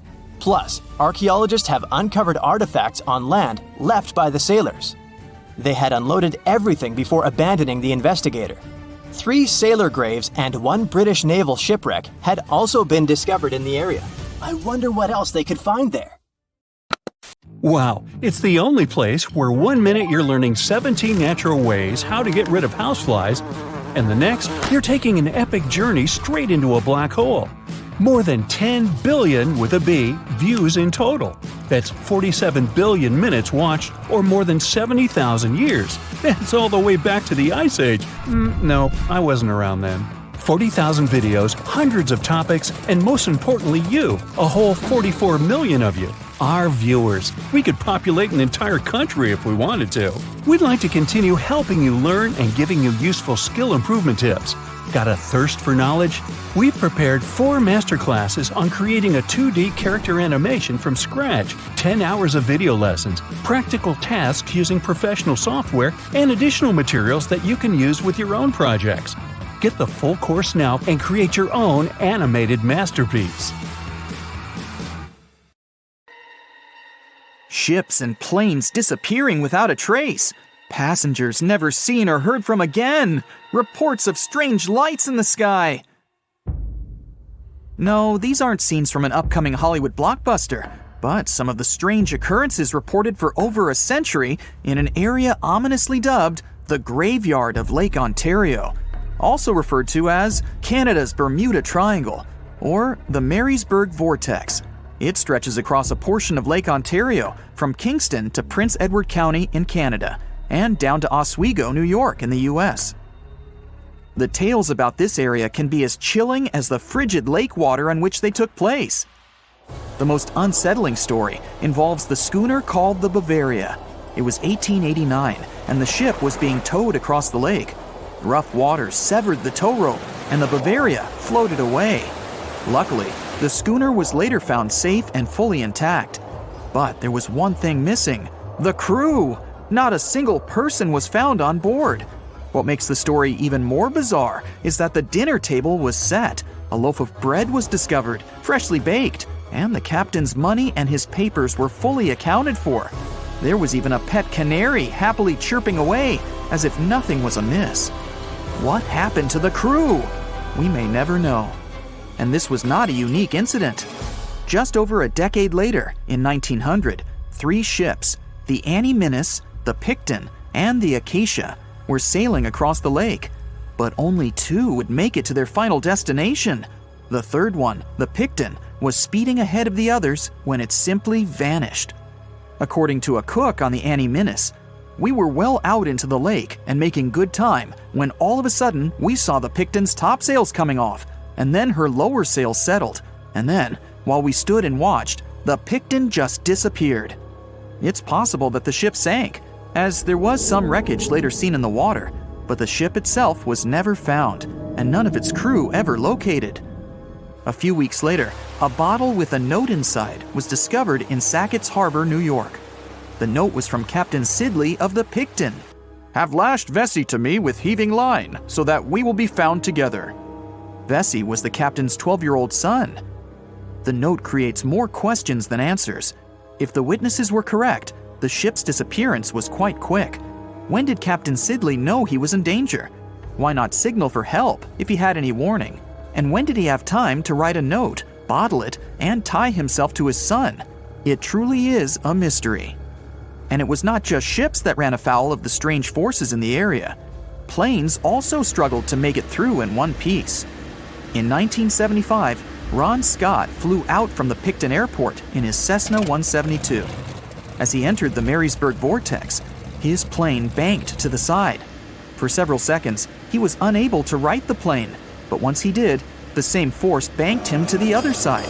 Again, he was stuck there for a few seconds, unable to control his plane. A skilled pilot, he had never experienced anything like it before.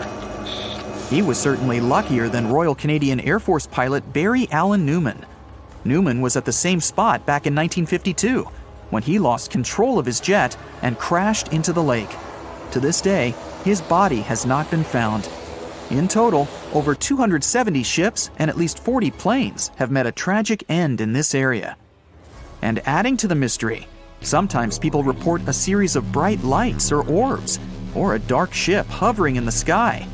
these are even harder to explain. Witnesses willing to report them are adamant they are true.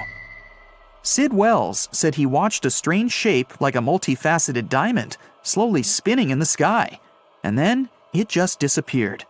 Others claim to have seen it too. Of course, the Marysburg Vortex is just one of several places around the world known as vile vortices, a term coined by biologist and writer Ivan T. Sanderson. He discovered 12 other equally spaced areas on the surface of Earth where funny things happen. The best known of these, of course, is the dreaded Bermuda Triangle. Situated in the Atlantic Ocean between Bermuda, Florida, and Puerto Rico, it has been blamed for the disappearance of thousands of people. They went in, on boats or in planes, but they never came out. Even the explorer Christopher Columbus experienced the mystery of the Bermuda Triangle during his first voyage to America in 1492. He said the compasses pointed in the wrong direction, the sea levels seemed to change dramatically, and he even spotted strange lights in the sky. In 1918, the USS Cyclops, which was one of the US Navy's biggest fuel ships, disappeared there. Since the 309 crew members were declared lost at sea when the Cyclops vanished, it's seen as the largest loss of life in the history of the US Navy in a single incident. At the time, the weather was good. The one message sent that day from the ship indicated no issues or concerns, and a distress signal was never sent. A thorough naval investigation followed. Its conclusion? Many theories have been advanced, but none that satisfactorily accounts for the ship's disappearance. In other words, the investigators were stumped. There's also the Dragon's Triangle, located in the Pacific Ocean. The most disturbing story involves a group of Japanese vessels that disappeared in the 1950s. When researchers were sent to investigate what happened, they too disappeared.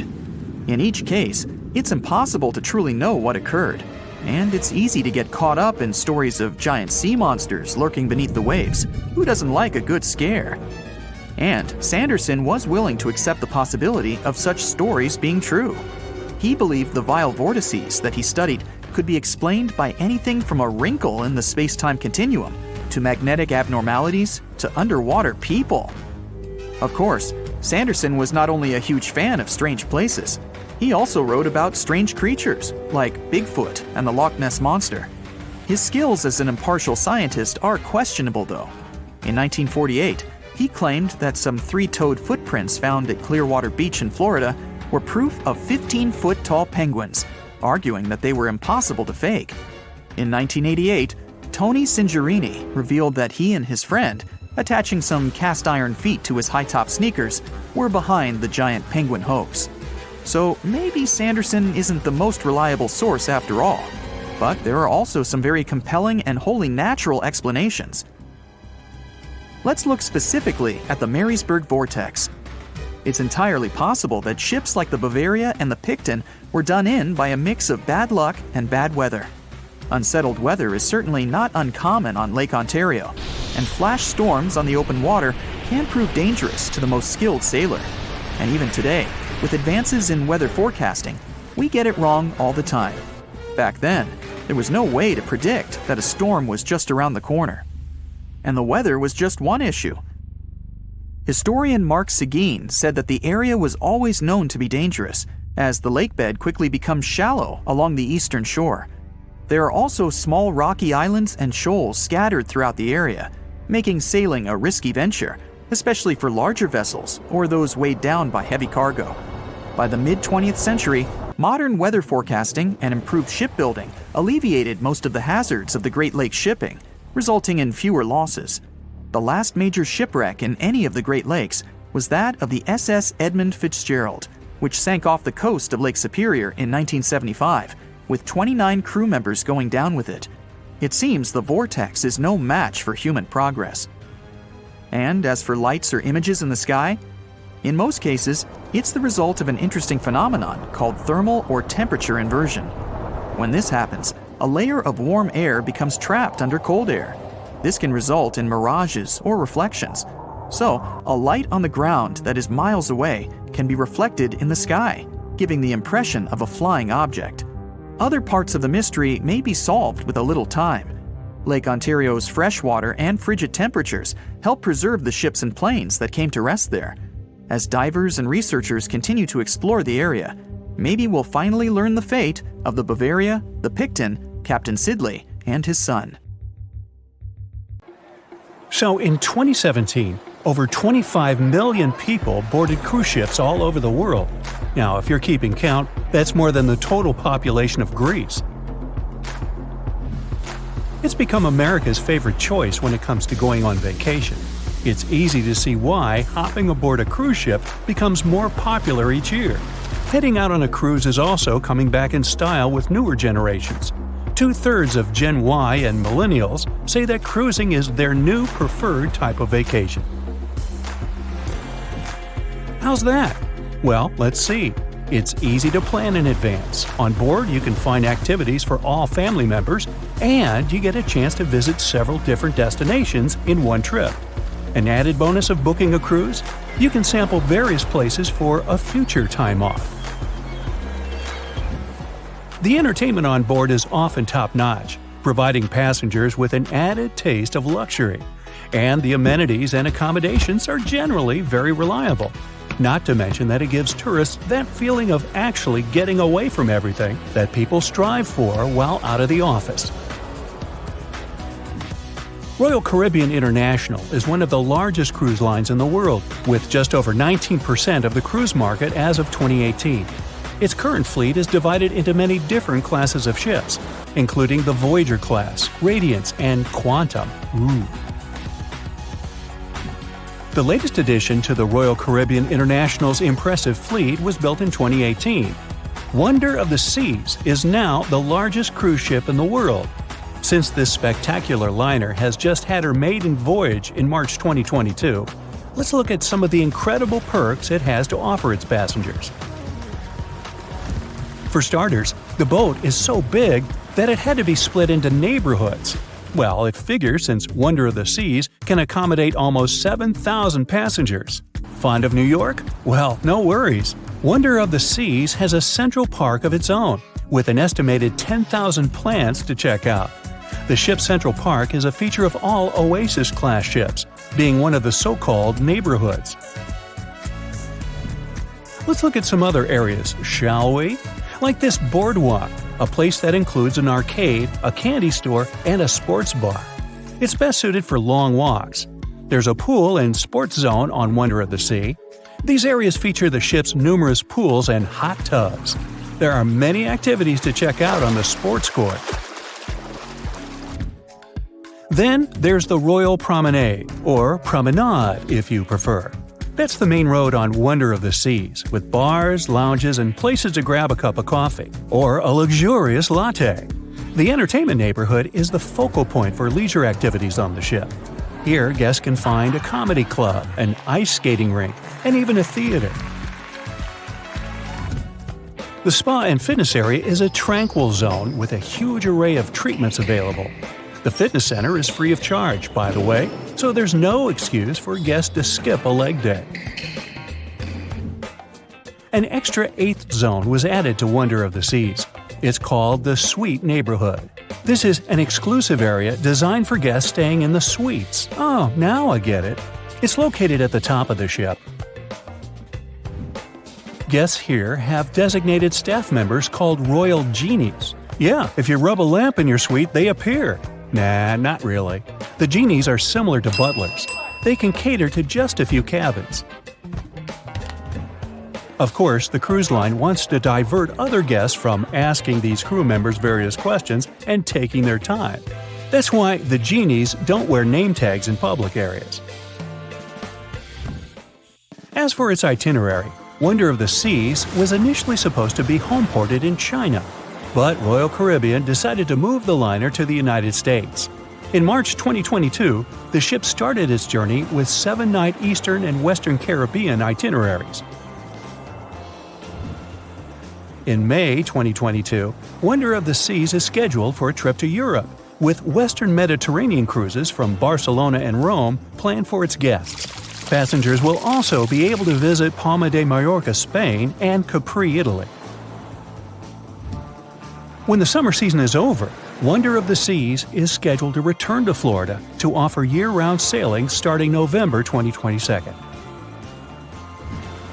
And by the way, there is no truth to the rumor that a special cruise only for highly allergic and hay fever sufferers will be called the Wonder of the Sneeze. Nope, not at all. Now, it's hard to imagine a ship so massive that can accommodate so many amenities on board. For example, the Titanic was the largest ship of its time, measuring 882 feet in length. And Wonder of the Seas is not only 1,188 feet long, it's also 36% taller and 34% wider. Speaking of lifeboats, which I am about to, Titanic had a mere 20 lifeboats on board, which was tragically not enough to fit all the passengers after the ship hit the iceberg. But Wonder of the Seas has an even smaller number of lifeboats, 18 to be precise. Sounds weird and dangerous? Well, not really, given that each of these lifeboats can accommodate up to 370 people. It means that all the passengers and crew members, an estimated 8,000 people if fully booked, are going to be safe in case of an emergency. If we could somehow have a race between the two ships, well, Titanic was in fact the faster ship out of the two, beating Wonder of the Seas by 1 knot per hour. Cruise ship passengers today are more interested in the experience rather than the speed of the boat itself. That's why how fast a ship can travel is not an extremely important aspect nowadays. In terms of costs, Titanic cost around $7.5 million at the time of its construction. It's the equivalent of about $200 million today. How about Wonder of the Seas? Well, it cost a staggering $1.35 billion to build, making it 6 times more expensive than the Titanic. How about we compare ticket prices? Well, in this case, the least expensive ticket on Titanic was £7. It's about $1,000 today. The cheapest ticket on Wonder of the Seas is currently $423, but prices may vary depending on the location, season, itinerary, and how much you tip your royal genie. And I know you were going to ask, how about icebergs? Well, Titanic steamed in the frigid North Atlantic, where you had to be on the lookout for those. Wonder of the Seas will be cruising the balmy Caribbean, where the worst thing you can hit on is 17 and blackjack. Oops, busted. Anyway, set side by side with its other sisters from the Royal Caribbean Fleet, Wonder of the Seas is equally as impressive. The company's earliest ships could host about 2,500 people. This included passengers and the staff. Such ships were Splendor of the Seas, Legend of the Seas, and the smallest of them all, Thumbelina of the Seas. No, wait, that should be Empress of the Seas. Oops, my bad. The largest ships in the company's fleet can now house about 9,000 people altogether. That's almost 3 times the size and capacity of the earlier liners. Wonder of the Seas is one of them, as well as Harmony of the Seas and Symphony of the Seas. Are you seeing a pattern here? Yep, if you ever encounter a ship with Of the Seas in its name, it's safe to assume it belongs to Royal Caribbean. But if it's a can of tuna, it might actually be Chicken of the Sea. Hey, I like tuna. Now, choosing between cruise ships based on their size is like wondering if you should visit your local museum or the Louvre in Paris. It all depends on your preferences. Some families prefer small settings. Others are fan of large spaces that can provide everything they need. Historically, it's equally as exciting how far we've come in terms of maritime transportation. The SS Royal William, for example, was the first boat to ever make a transatlantic voyage almost entirely steam-powered in 1833. And it was a mere 160 feet long and could house roughly 155 passengers. And if the seas were calm, then they were housed less roughly. Similarly, the first modern megaship in the world was the MS Sovereign of the Seas. Launched in 1987, it was only 888 feet long and could carry a little under 3,000 passengers. Size and capacity are not the single improvements added to newer cruise ships out there.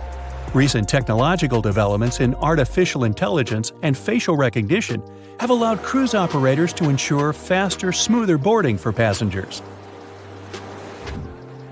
If, in the past, it took from 60 to 90 minutes for all passengers to board a ship, nowadays, cruise ship operators manage to get people comfortably settled in less than 15 minutes.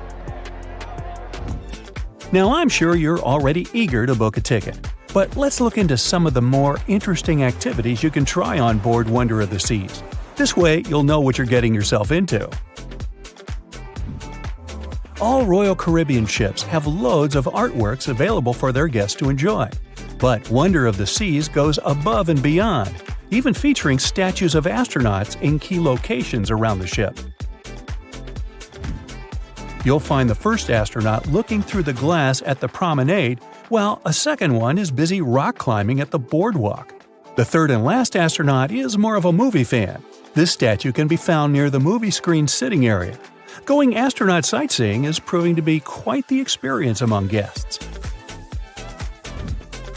In the areas with no access to sunlight, Wonder of the Seas features virtual balconies. In case of bad weather, guests can still have a feeling of the outdoors, but without having to hide from wind or rain. Teenagers have a place of their own reserved on the ship. There's a special club with a private hot tub, selfie area, games, and comfortable seating. The inside part of this club features a vending machine, an interesting collection of literature, and tables for foosball. Well, sign me up! Ships have been around for at least 6,000 years, dating back to ancient Egypt. In the beginning, they were used for trading and exploring. Ships as an attraction became a thing only a bit over 100 years ago, but the first cruise ship wasn't the infamous Titanic as you might think. The first cruise ship that took passengers on a voyage was a German ship called Prinzessin Victoria Louise back in 1900, and it served for 6 years. Modern ships are of course more advanced, but they still have a limited lifespan. They usually serve for about 30 years. A ship much older than that isn't considered safe and stable anymore due to the metal fatigue, most often of the ship's hull.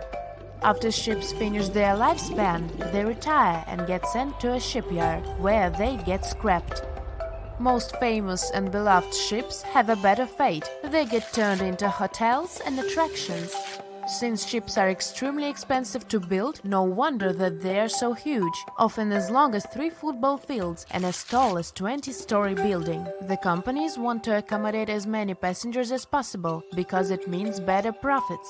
Also, cruise ship cabins are built separately from the ship, because otherwise there wouldn't be enough space for the construction.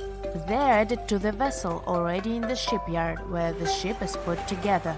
Quite often, different parts of the ship are even built by different companies.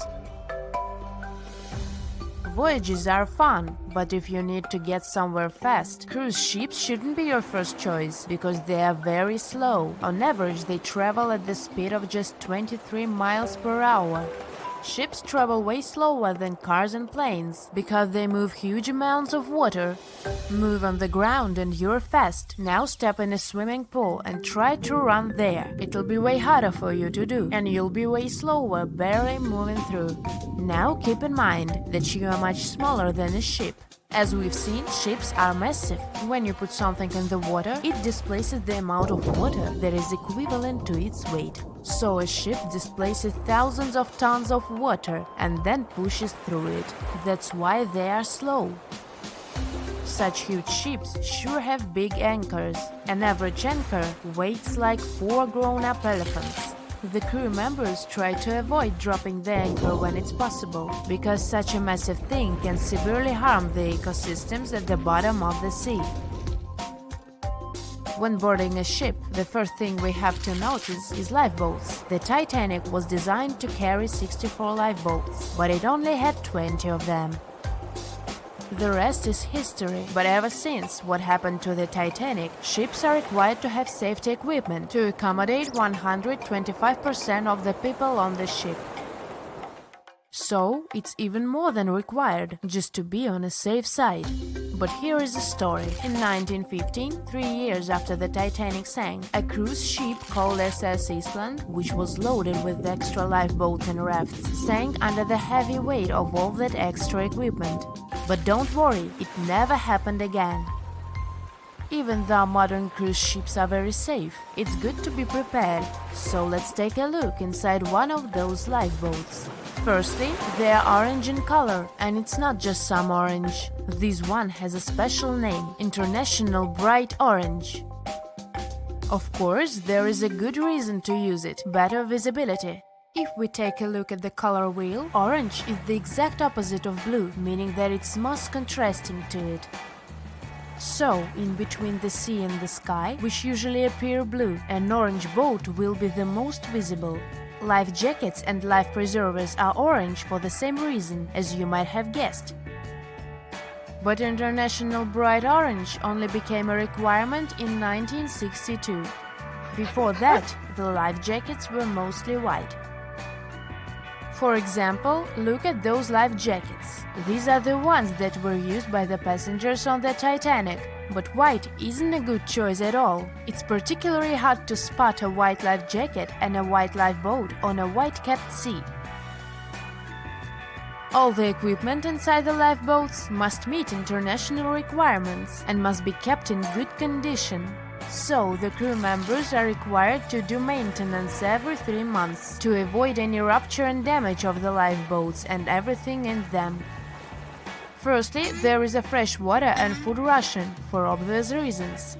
Then there is a portable compass, which helps determine the direction in which to steer it. The next thing is a signaling mirror. It's a device that allows the light to attract the attention of passing ships. A less expected thing inside is an embarkation ladder, a rope ladder with wooden or metal steps that are used to ascend or descend from one ship to another. And finally, there is a first aid kit. All cruise ships pick up stranded sailors and fishermen, and that happens quite often. So don't be surprised if your cruise ship stops in the middle of the sea to pick someone up. It's common practice. Ships can even change their course to pick up some stranded sailors if they get a distress call. Have you noticed that all ships, both cruise ships and container ships, always have the bottom of the hull painted red? Yes, it's a thing. In early times, when ships were mostly made of wood, sailors were painting the hulls with copper paint, because it was protecting the vessel from wood-eating worms, barnacles, and seaweed. The copper was the ingredient that was giving the paint that color. All this muck wasn't only impairing the vessel's structure, but was also increasing the drag, preventing the ships from moving as fast as they could have. So, protective paint is important to reduce the number of barnacles that get accumulated. These days, of course, hull-protecting ingredients can be added to any kind of paint, and there is no practical need to paint the bottom of the hull red, but it's still being done to honor the old tradition. Still, even the most modern paint doesn't allow to completely avoid the growth of barnacles on the hull. Also, most ports don't even allow you to scrape those off the hull once you dock. That's because the ships that arrive from faraway waters can bring along non-native species of seaweed and other organisms which can severely harm the local ecosystem. Crew members sleep in that lower part of the ship, the underwater one. It's called a B-deck, and there are dorm-style rooms in the hull just for the crew members. Also, you might have noticed that there are numbers painted vertically on the side of the hull. The red background helps them stand out more, which is important since those numbers are crucial. They help you understand how much load the ship is carrying.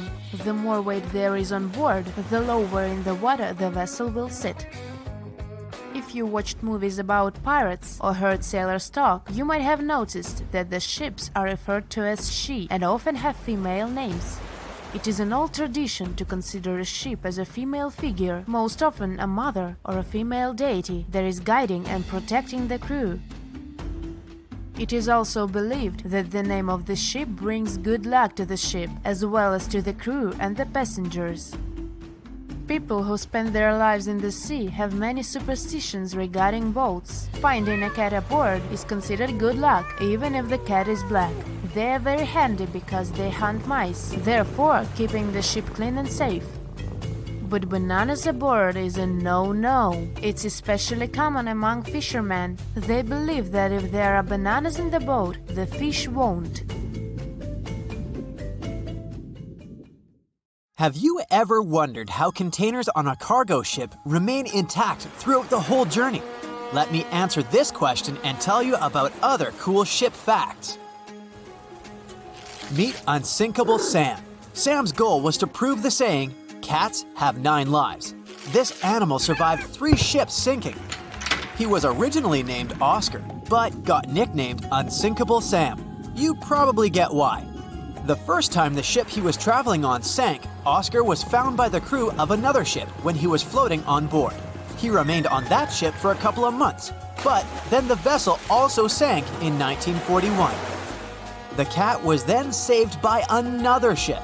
The crew there had heard the story of the animal and called him Unsinkable Sam. His marine journey ended when the crew sent him back to the UK. The story checks out, but some people question whether it's true. Sailors had to spend months on their ships, so it was natural that they told strange stories or believed in superstitions. One thing is clear though, sailors loved cats and welcomed them on their ships. Besides being cute floofs, cats were very effective in terms of hunting rodents. You can take it as you wish, a hoax or a true story.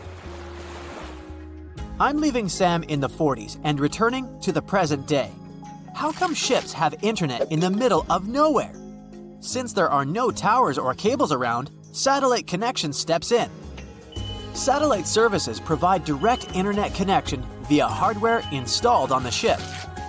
This hardware is a must. It's not as cheap as our home Wi-Fi.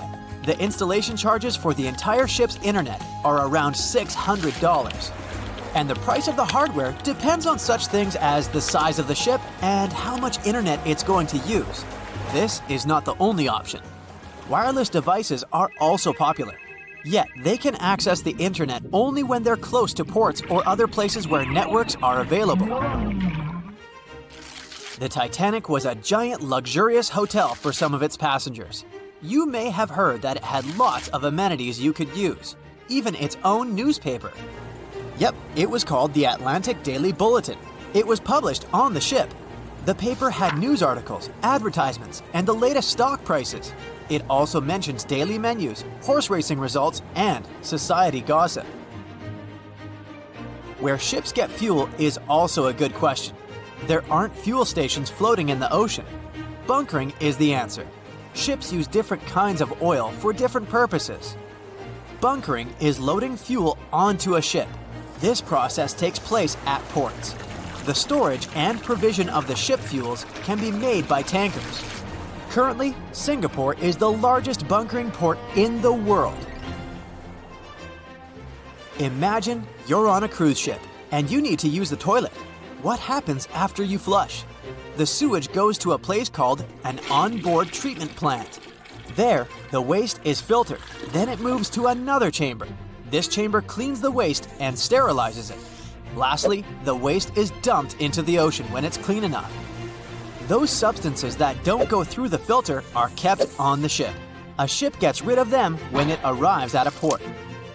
Speaking of toilets, I must mention that wastewater is color-coded on cruise ships. Every person on a cruise uses 40 to 50 gallons of water each day. That's why there might be too much wastewater. So, over the years, some solutions have been found to reduce this amount. Water is coded as black and gray. Black water goes from toilets, and gray water comes from the laundry, showers, kitchens, etc. Basically, it's thought that gray water waste is cleaner than black water. Why are ships so slow? It's related to power. Water has a drag force, and it affects ships. Imagine yourself swimming in the ocean. It takes effort to swim forward because of the water resistance. A smaller ship wouldn't need that much power to push itself forward, but huge cruise ships need a lot of power because they're heavier. If you, let's say, put a 7,000-ton ship in the water, it will displace 7,000 tons of water. When such a ship goes forward, it pushes some of the displaced water ahead of itself. This results in a bow wave, which carries some kinetic energy away. We talked about cruise ships and cargo ships mainly. What about solo travelers? Laura Decker became the youngest person to circumnavigate the world on her own. She set out in 2012, and 518 days later, she completed her voyage. She had a 40-foot-long ketch named Guppy. She was 14 when she started the journey. You can think of loading containers on a cargo ship as playing Tetris, but you can't start over when the game is over. That would cost you thousands of dollars. Anyway, the logic is the same. The first layer should be strong enough to support the rest. The bottom containers, or first tier, if you want to sound more like a pro, are secured with twist locks. This is an automatic locking mechanism to keep the upper level containers locked. These locks are attached when a unit is being lifted from the pier onto a cargo ship. They're similar to Lego pins. All containers have these lock systems, and you basically mount them on top of each other. Plus, many cargo ships have vertical slots made of long metal rails. They're like cells that hold containers and prevent them from moving and falling into the deep water. How do they unlock the mechanism? There's a special rod to do it. In the past, cargo ships were allowed to only stack 5 to 6 containers on top of one another. With the appearance of the lock mechanism, it's possible to make 10 to 12 layers. Still, hundreds of containers get lost each year because of harsh weather conditions, or simply because of the negligence of people who load them. According to some data, more than 3,100 containers were lost in 2020 to 2021. The number was only 779 in the previous year. This means an almost 400% increase. Apparently, there are hidden passageways and secret doors on cruise ships. The ship's staff get from one place to another without using the stairs and doors that passengers use. There's a network of corridors and stairs all around the ship only the crew members know about. These secret doors can blend in with the walls. This way, they become undetected by those who don't know there's a door there. Gigantic cruise ships are basically floating pieces of metal. The walls of the cruise ship cabins are magnetic. That's why, when on a cruise, you can buy travel-themed fridge magnets and use them to decorate your cabin. The Seawise Giant is the largest ship in history. It was built between 1974 and 1979. Its length was greater than the height of the Eiffel Tower. The vessel sunk in 1988, but was later retrieved and put into service. What about the smallest ship in the world? Researchers in the Netherlands have built the world's smallest vessel. It's about 1/100th of an inch long. To put it in perspective, this is about 1/3 the width of a strand of your hair. They built it with the help of a 3D printer. Do you know that some people have residences on ships? Yes, sounds like a dream, if you like the water, of course. Residents permanently live on a ship as it travels the world. MS The World is an example of a private residential cruise ship. The residents can live on board as the liner travels to exotic destinations. They can stay there full-time or come back periodically during the year. Since the UK is an island nation, things it imports have to be delivered by sea or by cargo planes. The number might surprise you. 90% of everything they buy arrives at their ports by sea. Do you know any other cool marine facts? Comment below. More than 25 million people boarded cruise ships globally back in 2017. It may not seem like a lot, but that's more than the total population of Belgium. It's a great vacation alternative with an added bonus. You can sample various different destinations for future time off in one single trip. If you've already booked a trip on a cruise ship, but you still have no idea what you should pack, start with some research on your specific cruise location. Either way, be sure to bring deck-friendly shoes that are low-heeled. Also, add a pair that's comfortable to walk on larger distances for the days spent ashore. Depending on the season, you might want to add a few swimsuits too. If you're on any type of medication, make sure you bring it with you in its original packaging. If you're a light packer, don't worry. Most cruise ships come equipped with laundry rooms. They're kind of pricey, especially if you want your garments to be washed, ironed, and folded for you. But it does save you the extra hassle of packing more clothes or washing them for yourself.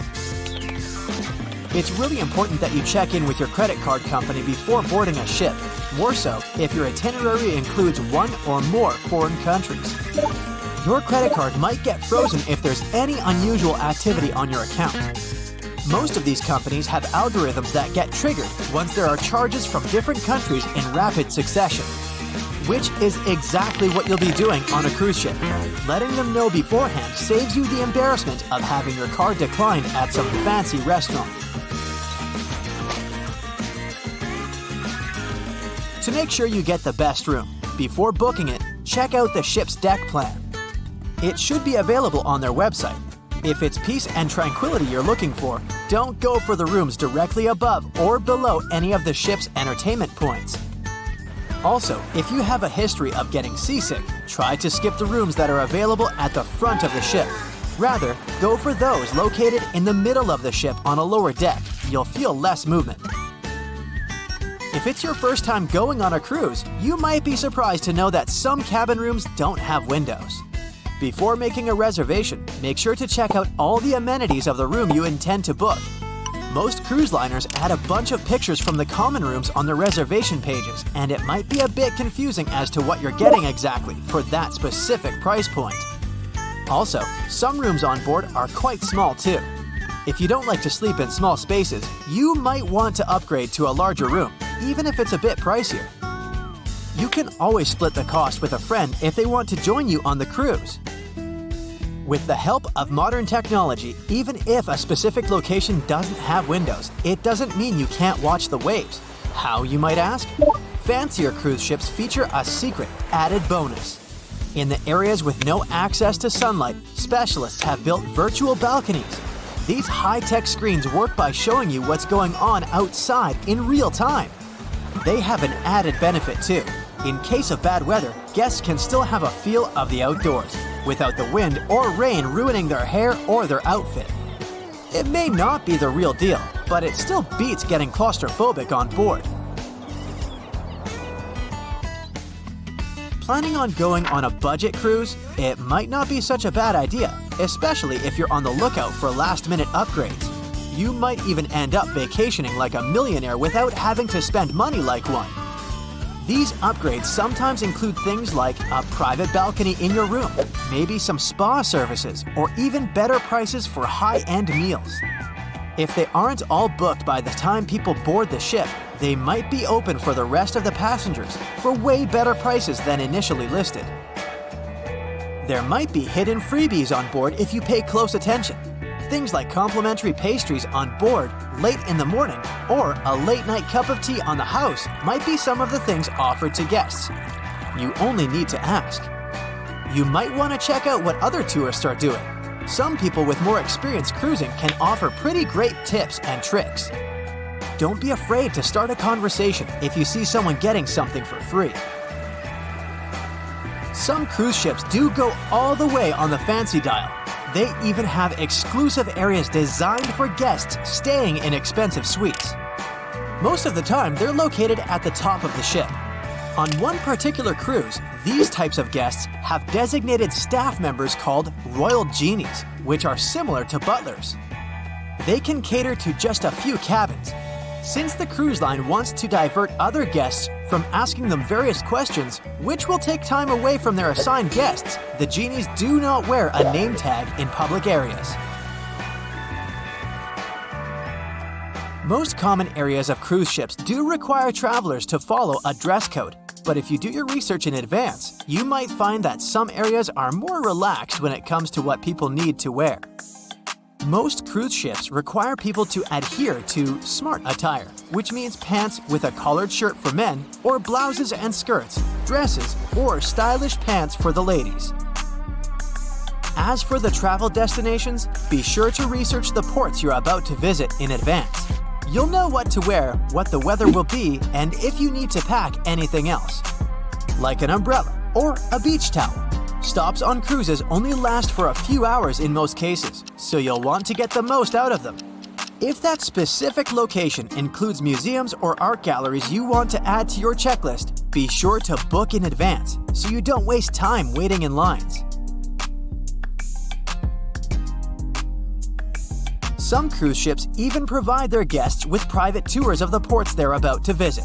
Do make sure to book them in advance if this is something you might be interested in, as the list gets pretty full quite fast. Independent tours are a bit more private.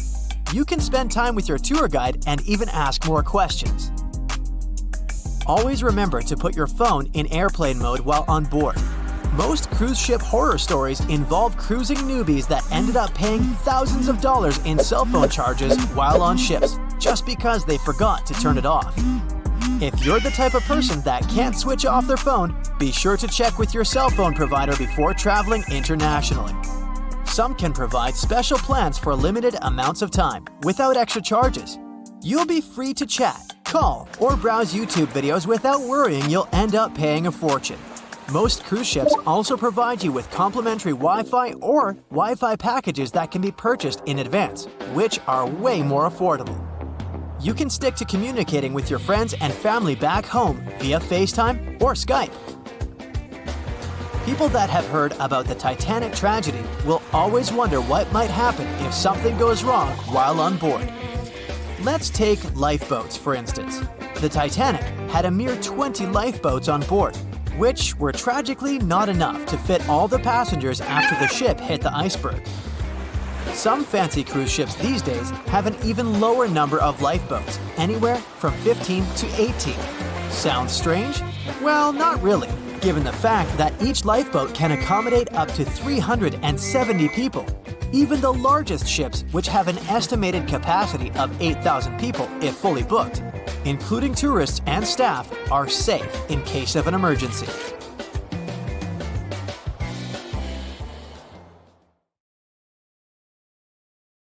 The Megalodon was the biggest shark to ever live.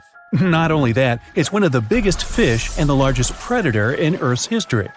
They've been known to reach lengths of up to a whopping 70 feet. That's over 3 times longer than the biggest great white shark on record. The females have also been found to be around twice the size of the males. The Megalodon could swallow a small car without it even touching its teeth, if cars had been around then. Its teeth could grow to over 7 inches long. It looks like we're going to need a bigger boat, and best make it steel-plated, as this shark can easily gnaw its way through ships. The underwater terror could bite a ship clean in half, with the highest bite force ever calculated for any animal, living or extinct. The force of its ferocious bite was up to 40,000 pounds. That's around 108,000 times the strength of a human's and 10 times the force of a modern crocodile's bite. Its chomp is so strong that it makes the T-Rex's bite look about as powerful as my granny's after she's taken her dentures out. In fact, the Meg was so big and powerful that it had no natural predators. It was the uncrowned king of the seas, swimming freely from ocean to ocean. This cosmopolitan creature was found all over the world, from America to Europe and Australia to Japan, assuming there were countries back then. Meg fossils have been found on every continent except Antarctica. Everybody skips Antarctica. Science tells us that the Megalodon went extinct over 3.6 million years ago. But could they still be alive at the deepest depths of the ocean? Only around 80% of the ocean has been explored, and its deepest point, the Mariana Trench, is over 7 miles down. So who knows what's lurking at the bottom? If you did manage to make it down, it is unlikely that you'll run into a Meg, though. The sharks, like us, preferred warmer coastal waters. Deep ocean living would be too cold for the beasts, and food would be scarce. Their entire bodies would also have to evolve to avoid being squished by the enormous water pressure down there. It's unlikely they're still around, but not impossible. Some good news, if you do run into one, is that the shark is pretty unlikely to eat you. You are way too small a meal for the Megalodon, even if you have a couple of friends with you. This guy eats whales that are over 50 feet long. If you're having a beach party, though, it's a different story. In a beach full of swimmers, the shark very well might creep up, scooping several humans into its giant mouth without even chewing. But wait, let's rewind. How does the shark take down a 50-foot whale? It first bites off its fins, making the whale unable to swim away. It then casually munches it down piece by piece. Because of their size, sharks had to consume over a ton of food every single day just to sustain themselves, like me. All that food made the megalodon extremely heavy. They range from anywhere between 50 to over 100 tons. For context, that's around the same as 7 to 16 adult male African elephants. To fit all this food in, their jaws had to open pretty wide. A megalodon's jaw could span 9 by 11 feet wide. That's easily big enough to swallow 2 adult humans side by side. The fearsome name megalodon comes from 2 Greek words, mega meaning big and odont meaning tooth. So combined, they mean what? Big tooth. And it certainly lives up to its name.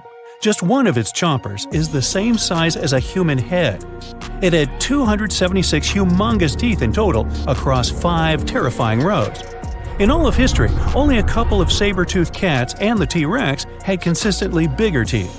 Now that's a showdown I'd like to watch. The megalodon vanished millions of years ago, leaving only huge teeth to be found by modern archaeologists. They literally disappeared with very few traces left. Scientists believe that over time, sea levels dropped and the ocean temperatures went down rapidly.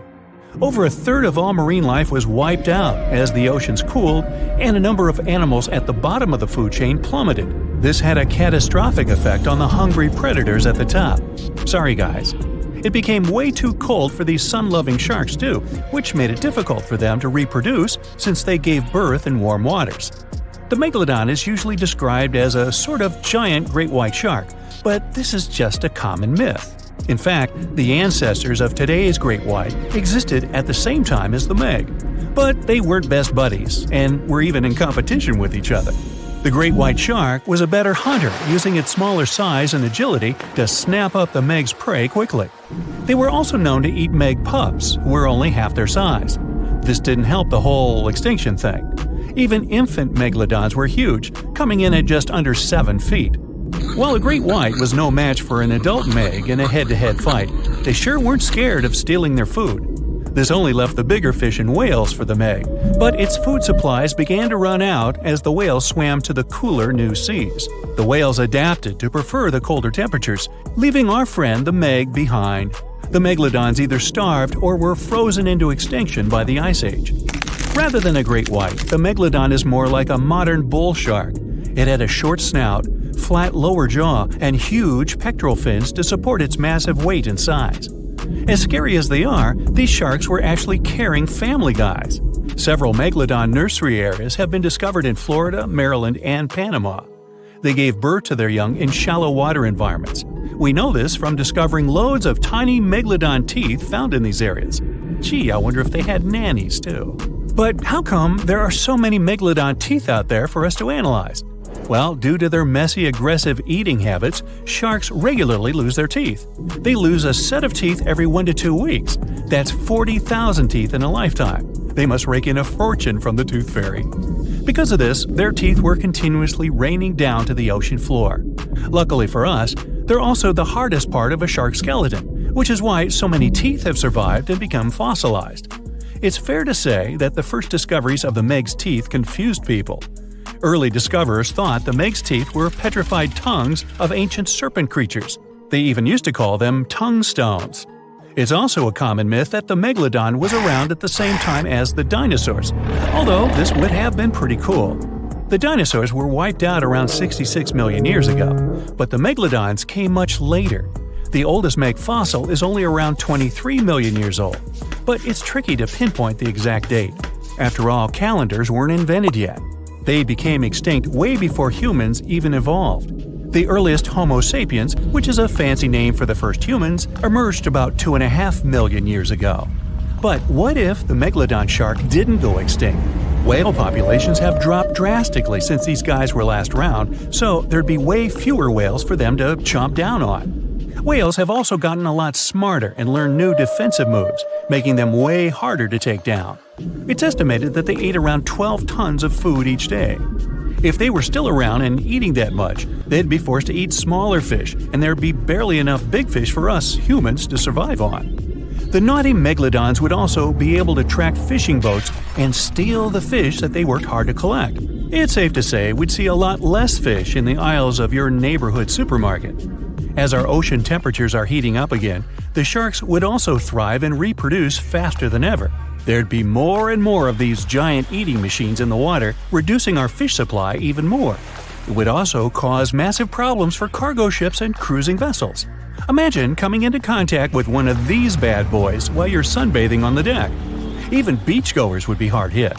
Megalodons give birth in shallow waters, so many of our favorite beaches would quickly become dangerous shark nursing grounds. Hey, where did that beach volleyball game go? They were playing just a moment ago.